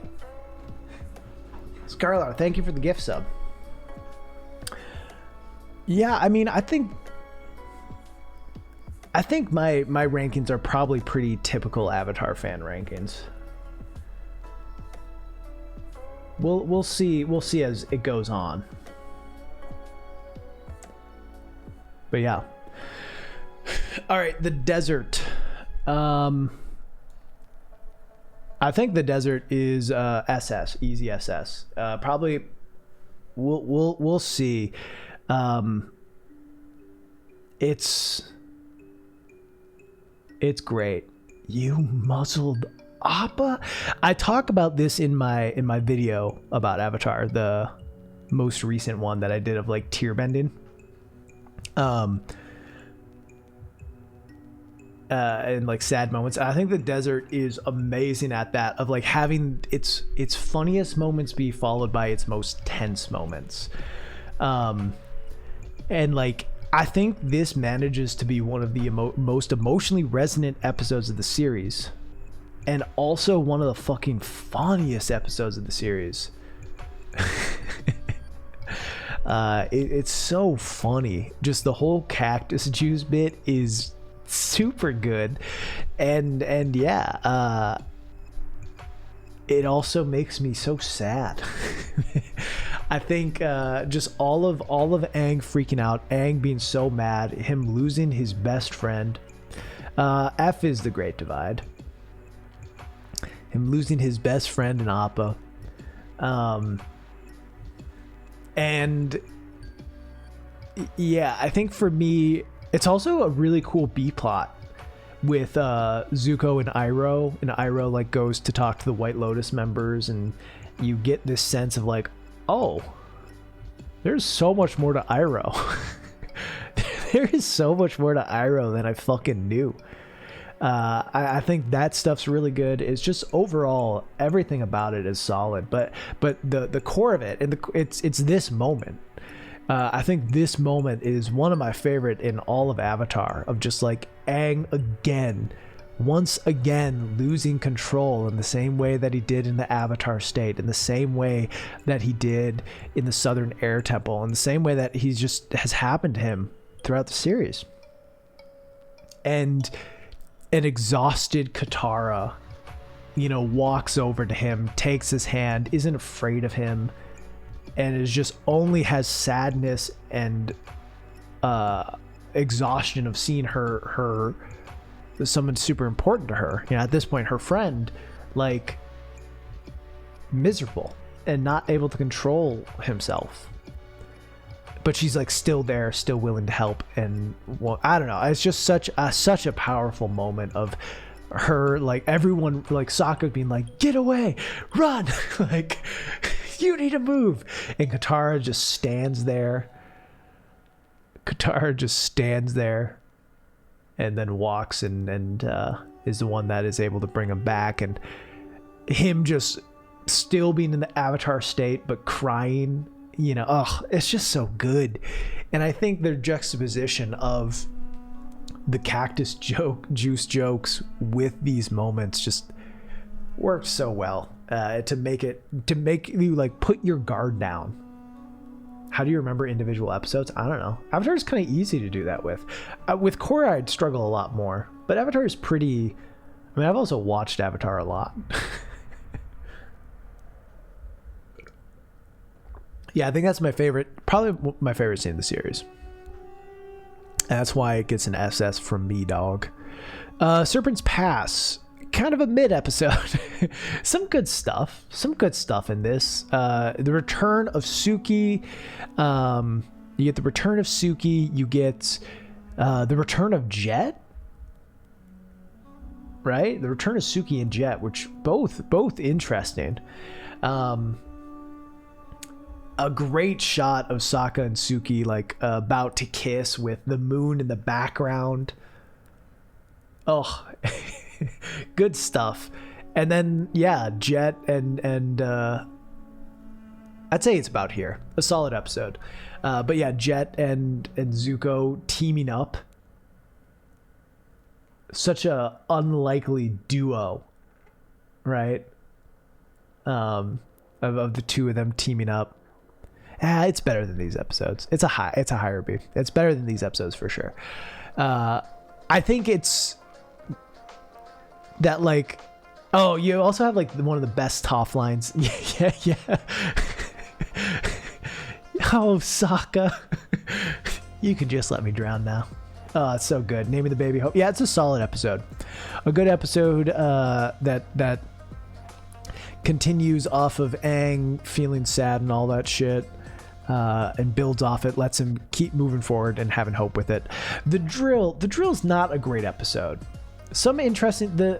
I think this is when Iroh like bends his tea to make it warmer, and the fight is cool. But like, you know, it doesn't do all that much. The A plot, there isn't all that much to it other than taking down the drill, which is a, you know, a fun another Sokka thing of like, oh, it's not about actually breaking everything. It's just about kind of breaking it. And then have Aang do a big force to be like Tai. We got to be like Tai Li, take them down from the inside. You know, you love that sort of Sokka plan. The fight is also really an interesting one. Because it's so much about the atmosphere that they're fighting on, and then you see just during it Aang and Azula slipping around. This great moment where Azula just like is running towards Aang and slips on the slurry shit and just fucking bangs into him. I don't know. Also, seeing the wall of Ba Sing Se is dope. Yeah, there is no war inside Ba Sing Se. A good episode, a cool fight, not necessarily super special, right? Nothing in it happens that's super remarkable, but an important episode to move forward. I think Cities of Walls and Secrets is a high A. Just get them in there. You start to. Is this when? Yeah, this is when Jet like fights Zuko. That's a good episode. You get the gang in the city. You have them learning how different the area of Ba Sing Se really is compared to the other places they've been. Jet does not die in this one, but yeah, and this is around the time where Jet is just like obsessing over Zuko and Iroh being firebenders. They get the tea shop, or they start working at the tea shop. Like, this young man attacked one of the finest tea makers in the city. And Iroh's like, oh, shucks. And yeah, a good episode. I love the fight between Jet and Zuko, where Zuko grabs his swords again, and Jet's using his hook swords, and the two of them fight. Zuko like cuts Jet's piece of straw or whatever. Yeah, good episode. Oh, this is also one of the best jokes in the entire series of Platypus Bear? No, it just says bear. This place is weird. All right. Tales of Ba Sing Se, a clear SS. Yeah, very good. I think the Tale of Iroh is so good. I think all of the tales in this episode are great. The weakest is probably the Katara and Toph section. But it's still good. I don't know. I like it because it's like you get these little slices of life that have different importance to all the characters, and not all of them are serious. And actually, maybe that's what's good about it, is it kind of does jump between these different things of like you have a more serious one like Iroh's, and then you have just a pure like funny one in Sokka's in just Sokka fucking loving haikus. And then Zuko's date, I really like Zuko's date. I think seeing him try to be normal and try to connect with someone who, not to say that she hasn't been through anything, but I don't think this is filler, to be honest. But, or I guess like, if this is considered filler, then viewing filler as a negative is dumb.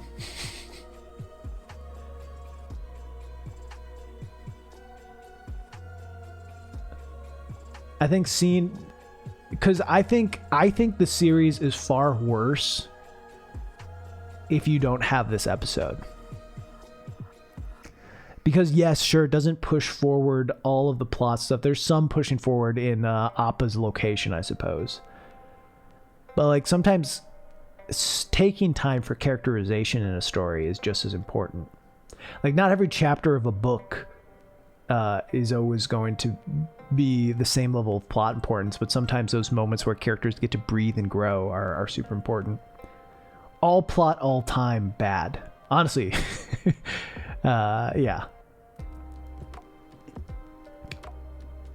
I mean, and maybe you could consider it filler. I just think fillers usually has a negative connotation. You know, and you even saying, who knew that was possible?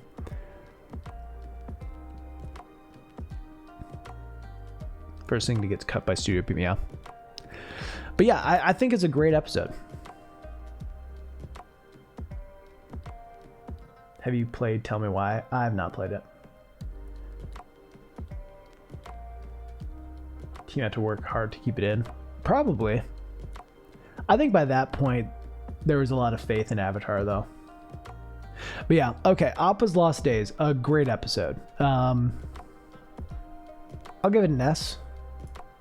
I think this is a great episode of just seeing everything from the past, like 6 episodes through Appa's eyes, seeing how many times they almost crossed paths. You know, Appa seeing the cloud, the mushroom cloud that Aang made in the desert episode. It's just so heartbreaking.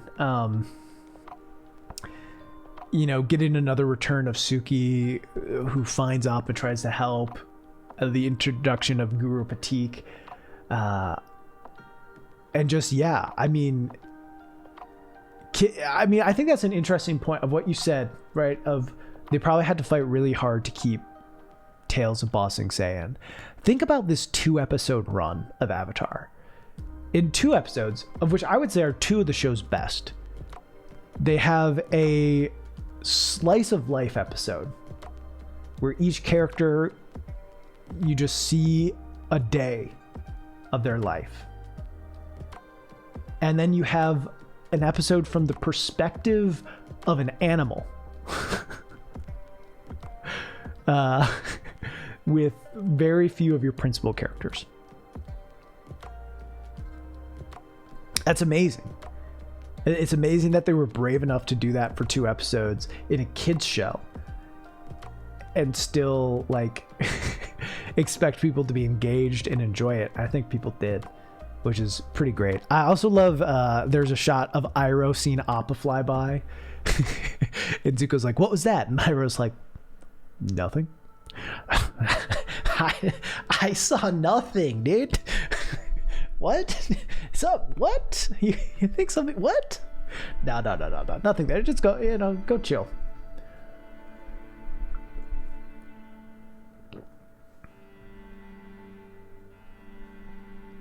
Yeah. Yeah, the dog. Yeah, I mean, I think it is. I think they did great in here. Will this be posted to YouTube? I don't know. I have no plans to. I gotta figure that stuff out. Maybe this would make decent YouTube content on the side channel. Cut it down some.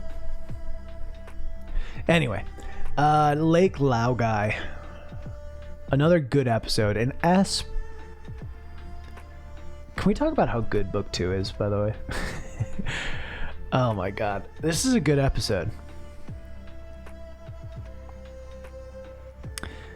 I don't know if it's an S. Hey, Axiom.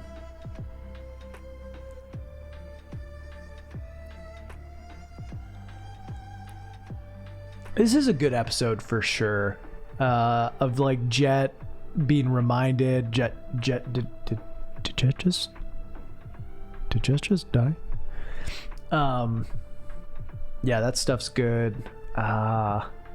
The fight is interesting down below. Yeah, this is an S. Zuko breaking in as the blue spirit. Is it better than the library? I don't know. Zuko breaking in as the blue spirit and Iroh. Oh, yeah, okay. Yeah, sorry. I gotta move this shit up. This is high S. We've gone from low S to high S. Fucking Iroh coming in behind him being like, I always wondered who the blue spirit is, even though he knew damn well all along. He's known for years. I always wondered. And then him giving this speech, he's like, No, Prince Zuko, you never think things through. Like, it's just so good. You steal that Avatar's bison, then what? This is exactly what happened at the Northern Water Tribe. And if it wasn't for the Avatar, you'd be dead. Look inside yourself and see what you want, so you know who you are. That's just so good. It's just so good. Ugh. Ugh. Iroh. You beautiful bastard. That shit's so good. Uncle Razro. I just performed it for you. Why would you want to watch it? Great moment. Great moment. The Earth King is okay. Yeah, I like that part of it. I like the Zuko parts of the Earth King where he's like all nice, you know, shit's good, blah blah blah, nice stuff. But it's an okay episode. It like really, they really, you know, have. By the way, also the end of Lake Lao Guy when Appa comes in. And Aang like jumps on him, and you can tell that the actor had a cold, but it's actually perfect. It's actually perfect that he had a cold, and he's like, I missed you, buddy. He's just crying on Appa. I missed you, buddy. Oh my god. It's too good. Alright, we'll play just that little part. We'll put just that little part.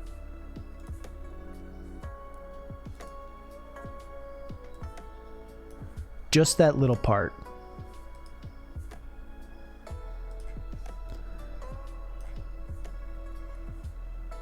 They'll never know, chat. Nickelodeon will never know.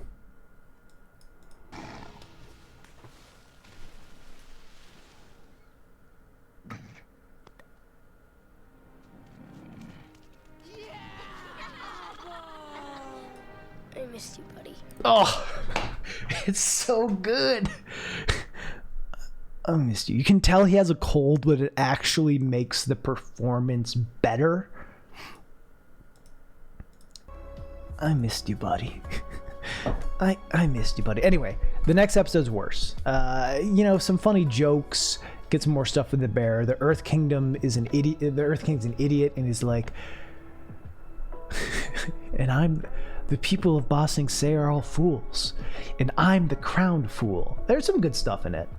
Castle Siege is awesome for sure, and you just see Toph mean dope as fuck as always. I love there's a shot in the Castle Siege where like they throw a big rock at Aang. He's like looking forward on Appa and just puts his hand out and just poof, that part's dope as fuck. The rest of it then just slows down. Not a bad episode, just, you know, the kind of calm before the storm. Okay, then you have the Guru.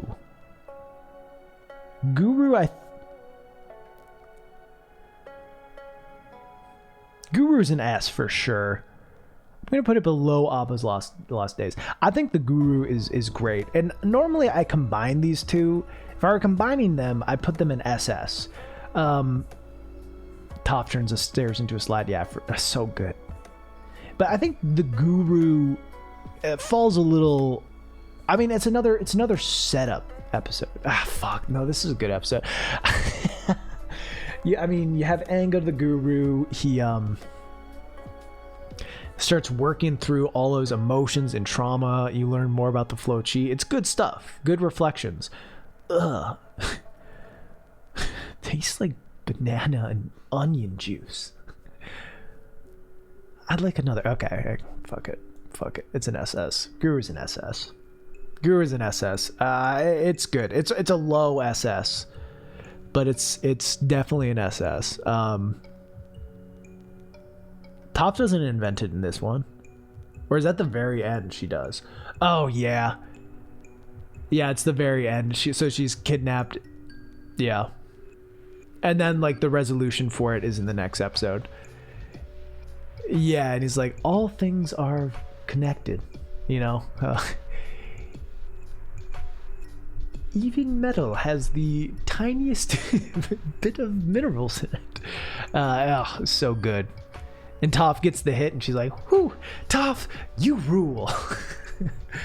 A great episode. And then you have Azula, Ty Lee, and May infiltrating the Earth King and Kingdom. I guess it kind of starts back a bit in the Earth King episode, but yeah, here it really pushes forward. You get the whole tea scene where, have I ever told you why they call me the Dragon of the West? Oh, good shit. And then Crossroads is higher. Crossroads, I think is here for me. And also, yeah, it starts in here and resolves in here. Just all the Katara Zuko stuff of them realizing their similarities. Katara realizing that Zuko isn't the worst person in the world, but also he's still very flawed and has issues. And it ends up paying off well of like, we as the audience get to know that Zuko is becoming better, but Katara also gets to distrust him, which is great for some stuff coming up here in book 3. Also, the moment I talked about it earlier, right, of the standoff with Zuko, Azula, and Aang, and Azula shoots first at Zuko, which is just so funny. It's just so funny. An episode by episode Raz commentary. I mean, that's kind of what this has been. I did have thoughts. I don't know if any of you have watched or listened to the podcast Binge Mode from theringer.com. They did like binge mode Game of Thrones on the show, and then they did binge mode Harry Potter on the books. And like for Game of Thrones, they did episode by episode. The Harry Potter books, they do like a section of chapters. And yeah, just break it down like super detailed. And I had an idea of doing that with Avatar, of like a scripted show of like writing out analysis, but then also having some like improv parts, like that. It's just about, like with everything else in life, it's about resources and not having them. I don't have the resources to make that show. I don't have the time or resources to do it. But, you know, maybe at some point I could do like a Kickstarter or something. Let's switch up our... Some more Korra music, but it's good anyway. They're small. They're small. It is what it is. You're probably not the only one, but I am talking about it. All the other ones on here were worse, and I had no interest in doing it myself. So unfortunately, you know, you just have to deal with it. I've already zoomed in. It's already zoomed in. You know, I can also tell you, I'm like looking at them close to my shit. Like I'm already looking at it close. It's just bad quality. Like even if I zoom in, it's still going to be bad quality. But if you really need it, it'll be hard to read no matter what. But maybe a little easier. Maybe you'll at least be able to recognize the picture a little better. How much do I need? Well, to do that, I mean, I would need to put a lot of time into writing, which I don't fully have. But also just hiring people to produce all of it, which, you know, ends up being a lot. One day maybe. Could be really fun. I also wanted to have, yeah, I don't know, I have to figure it out. Hopefully this helps a bit, but it's just going to be a little bad no matter what. I think it'd probably be something I do completely separate. All right, Cor, stop talking.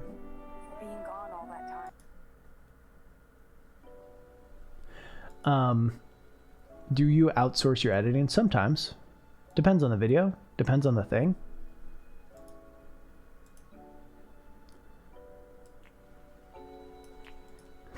You know, stuff like gaming for a non-gamer, I always edit though. I don't know. I think in 2020, I probably edited. I had 16 videos. Let's see. Items was edited. This, yeah, 3. Afterwards. I think 5 of my videos in 2020 were edited by other people. 6 of the 16. Because Outer Wilds, likable heroes, the Avatar one, the Bony Bear one, the crafting one. Yeah, 6 of the 16.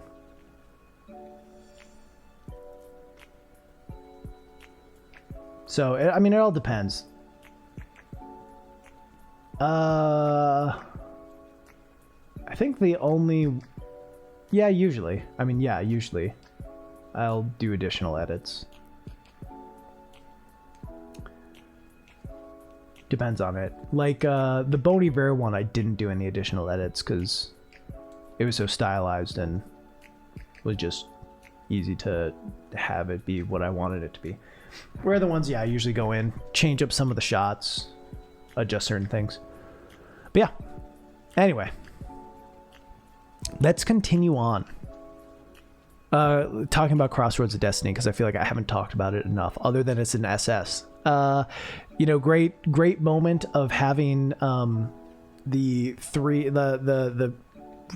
rematch of that standoff, this time with Katara there as well. And instead of Azula shooting first at Zuko, Zuko this time takes the lead and decides to, you know, go after Aang. Rip.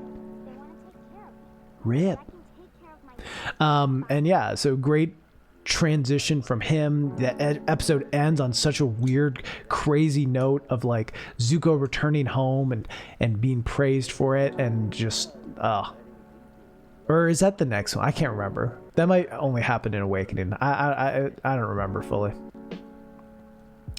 Katara using the spirit water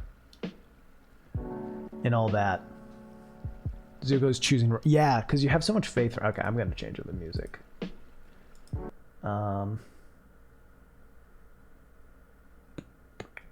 We just might have to move. Let's just move to some Zelda and chill. It's just easier.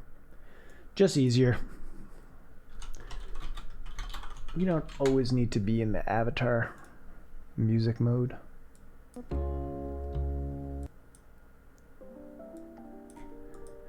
All right, to continue on. And then this, yeah, a backstep, right? On the path to redemption, sometimes backsteps happen. Bettering yourself is not always a straight line. But yeah, between these two episodes, you get a lot of great Iroh quotes, a lot of great Iroh moments. You also get Iroh, like, seeing him be disappointed in Zuko is super painful. And, you know, him, like, doing his stand, trying to take on all of the Dai Li, and buying them a few seconds. It's just a super powerful moment. Crossroads is such a great episode. Yeah, let's move into season 3 though. Season 3, The Awakening. Aang, he's got hair. I think it's a good episode. A good return back to Avatar. I'd say a pretty solid A. Pretty solid A. You know, you have some good moments between Katara and her dad. You have all this guilt that Aang feels of like, oh God, what happened? Did I die?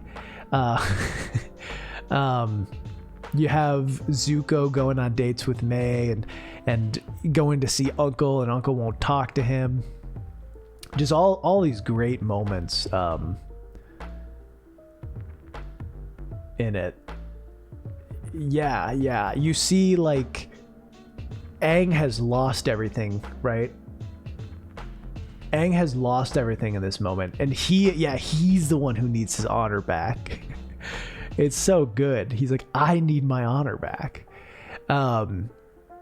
He and Zuko completely, not fully flip, but he takes Zuko's spot, and Zuko takes the spot that he thought he always wanted, and is starting to realize that it's not what he wants. It's not a place that makes him happy.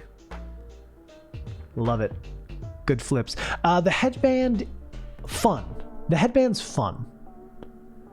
The headband is a fun episode. But definitely mid B for sure. Those I faced. Yeah, true. It's fun to see some more Fire Nation stuff. It's fun to see Aang take on the impression of Kuzan. Try to bring a little, to make a little footloose. Footloose out of this firebender town. And it's fun. It's fun for sure. A little bit more of the romance between Katara and Aang. Some good Sokka bits of him. Also, Katara just being like 100% on and brilliant. The name's Fire. Wang Fire. And this is my wife, Sapphire. Sapphire Fire. Like, it's so good. It's so good. It's so funny. But why is it B tier? It doesn't have all that much emotional weight. It's just like a solid episode. It's not a bad episode. It's just a good episode. Yeah, the dance is solid too. And they're like, Sokka, you can take the beard off. You can take the beard off. He's like, I can't. It's permanently glued to my face. It is a nice moment of levity after what is a relatively heavy episode in The Awakening and heavy finale of Book 2, which I think is great. I think it fits well. It's a solid episode. Not bad. Nothing wrong with it. But, I can't put everything in A and S tier. Definitely a good one. Then we have the Painted Lady.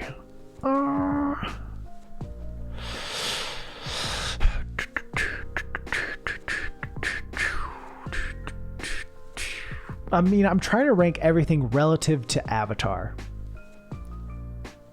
Painted Lady is C. For me, it's either low B or high C. There's some good bits in this. There's definitely some good bits of the guy who keeps taking different identities. You think the Jet episode's worse?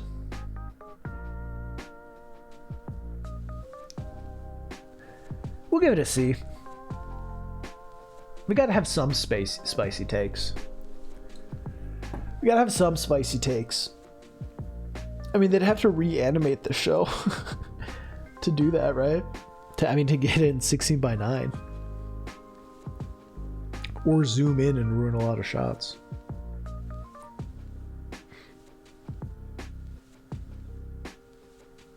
Aang destroying the factory. Yeah, that part's fun. It's an okay episode. I feel like it's the classic Katara like through line that you see in Imprisoned, I guess a bit in Waterbending Master, of like, I'm not gonna let people suffer, right? I'm not gonna let people suffer when I could help them. But the thing is, so Katara kind of has these two moving, like these big personality traits that move through multiple episodes, right? That Weird Champ, it's like one of the best episodes, Lionheart. And if you think that's wrong, then you're wrong. Anyway, the actual spirit is so cliche though. How's it cliche? I don't know that I'd agree that it's cliche. I don't know that that's a perfect use of cliche. It's miles ahead. They're not both B. Painted Lady I put in C. Anyway, you have these two lines with Katara, right? One line is like, I won't stand around and watch people suffer, right? And the other is like similar and related of like, I'm tired of feeling powerless in situations where I could help people. You know, like that's her other line. And they're similar and they work together.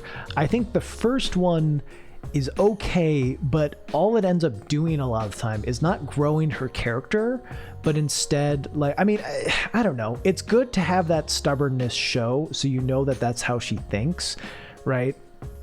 But I think it's so much more interesting when you see like the puppet master and her learning bloodbending. Like, she was in a situation that she was powerless in, and learned the one way that she could stop it, but it was doing something that's gross, something that's bad, something that she doesn't want to do. So she has to decide, like, I am going to use this power. And that's like, I think the more interesting through line of like her feeling powerless and needing to find ways to act, and ways to move forward. And I guess that, I don't know, maybe that does kind of rely on her doing stuff like Imprisoned in the Painted Lady, like her always trying to help when she can. But I think that like, while it maybe establishes her need to save people, it isn't the interesting growth that you get from the puppet master, as it then relates to the Southern Raiders. You know what I mean? Does that make sense? Anyway, yeah, see, it's just kind of a distraction. You could get rid of this episode, and I don't think all that much would be affected by it. You'd lose a few funny bits, you know. But yeah, Sokka's Master. Sokka's Master is a good episode.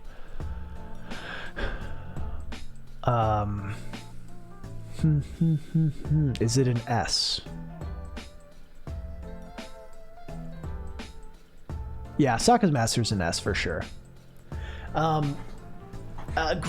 Great episode. Just almost all Sokka, no real B plot. Like, it's pretty much all Sokka. The B plot is them not being able to find a B plot. Do they have any? I think there's some Zuko stuff in here probably. I guess that's probably the B plot. I think maybe this is when you start seeing Iroh work out, would be my guess.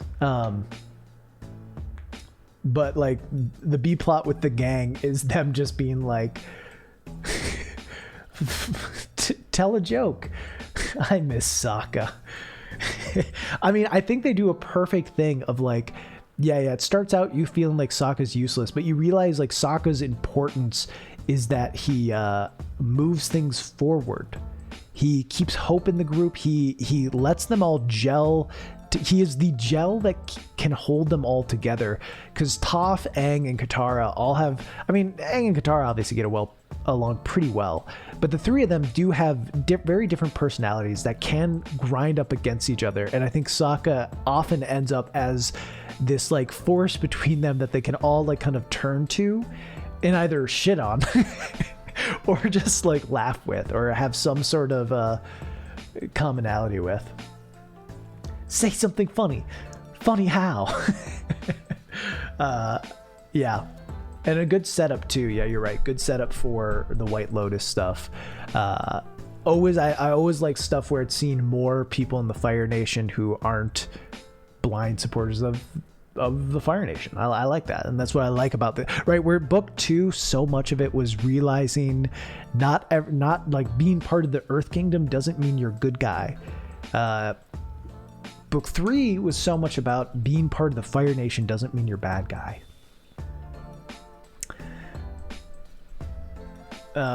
Very dope, him knowing who they were the whole time.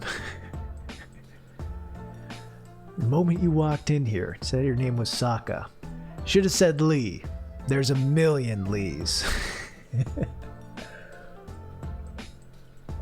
Which is funny too, because Lee is the fake name that Zuko used. Good stuff. That's good stuff. It is good stuff. Then you have the beach Beach is an S tier. Beach is, if any of you are coming at me saying the Beach isn't an S tier, I'll fight you. Where on S tier though?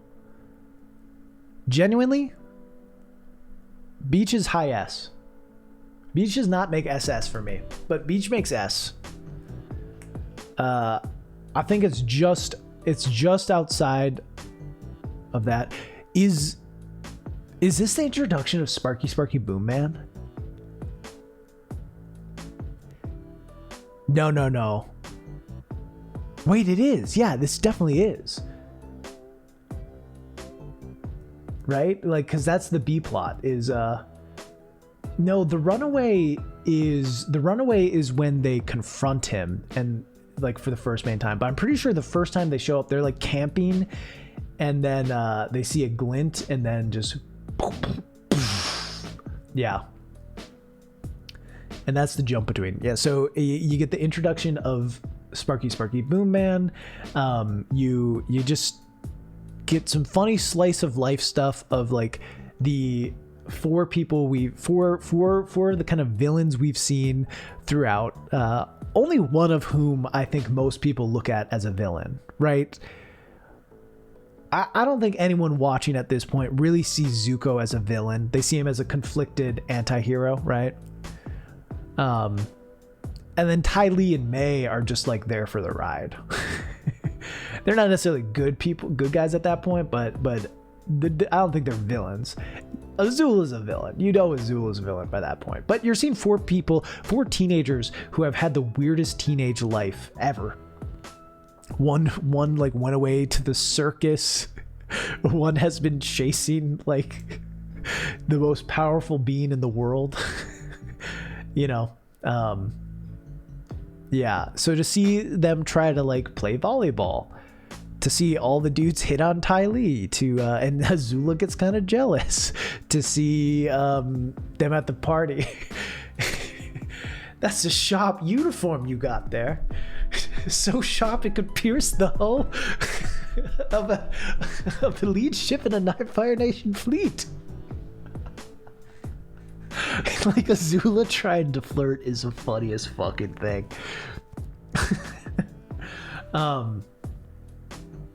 Zuko shows love and absolutely, yeah. And then I think you have all that funny and I talked about this in that tier menu video, right? You have some of the funniest moments in the show, right? I think the Beach has some of the funniest moments of just like these weirdos trying to be normal teenagers. Sounds like pretty in some way. I think that's the funny part, is they're so elevated from the other teenagers in this episode in like the things they've been through, right? And by comparison just look wild, but also it somehow feels relatable. It does somehow feel relatable. Yeah, you do forget they're teenagers, and I think this episode's a really good reminder of that. And then, yeah, that final beach scene is great, right? You get some more... You get some more info on Ty Lee, right? Of like how she felt like she's part of a matching set. She went off to the circus so she could feel different, so that it wasn't just about being one of whatever 10 sisters. May being like, what, you want me to give some sort of sob story? My life was good as long as I stayed in line, as long as I said yes, sir, yes, ma'am. Like okay, yeah, I get why she's apathetic towards everything, because she's had no, like, because that's been the most rewarding, the best way to get whatever she wanted. Yeah. And that moment where like, who are you mad at, Zuko? Who are you mad at? Iroh? Me? Father? No. I'm angry at myself. Like, it's so good. It's just so good. It's just good writing. Like, having that moment of reflection, and having Zuko clearly show regret in front of people he shouldn't be showing regret to, which is good too. Just, yeah, maybe it does belong in SS. All right, we'll move it up. We'll move it up for the angry at myself line.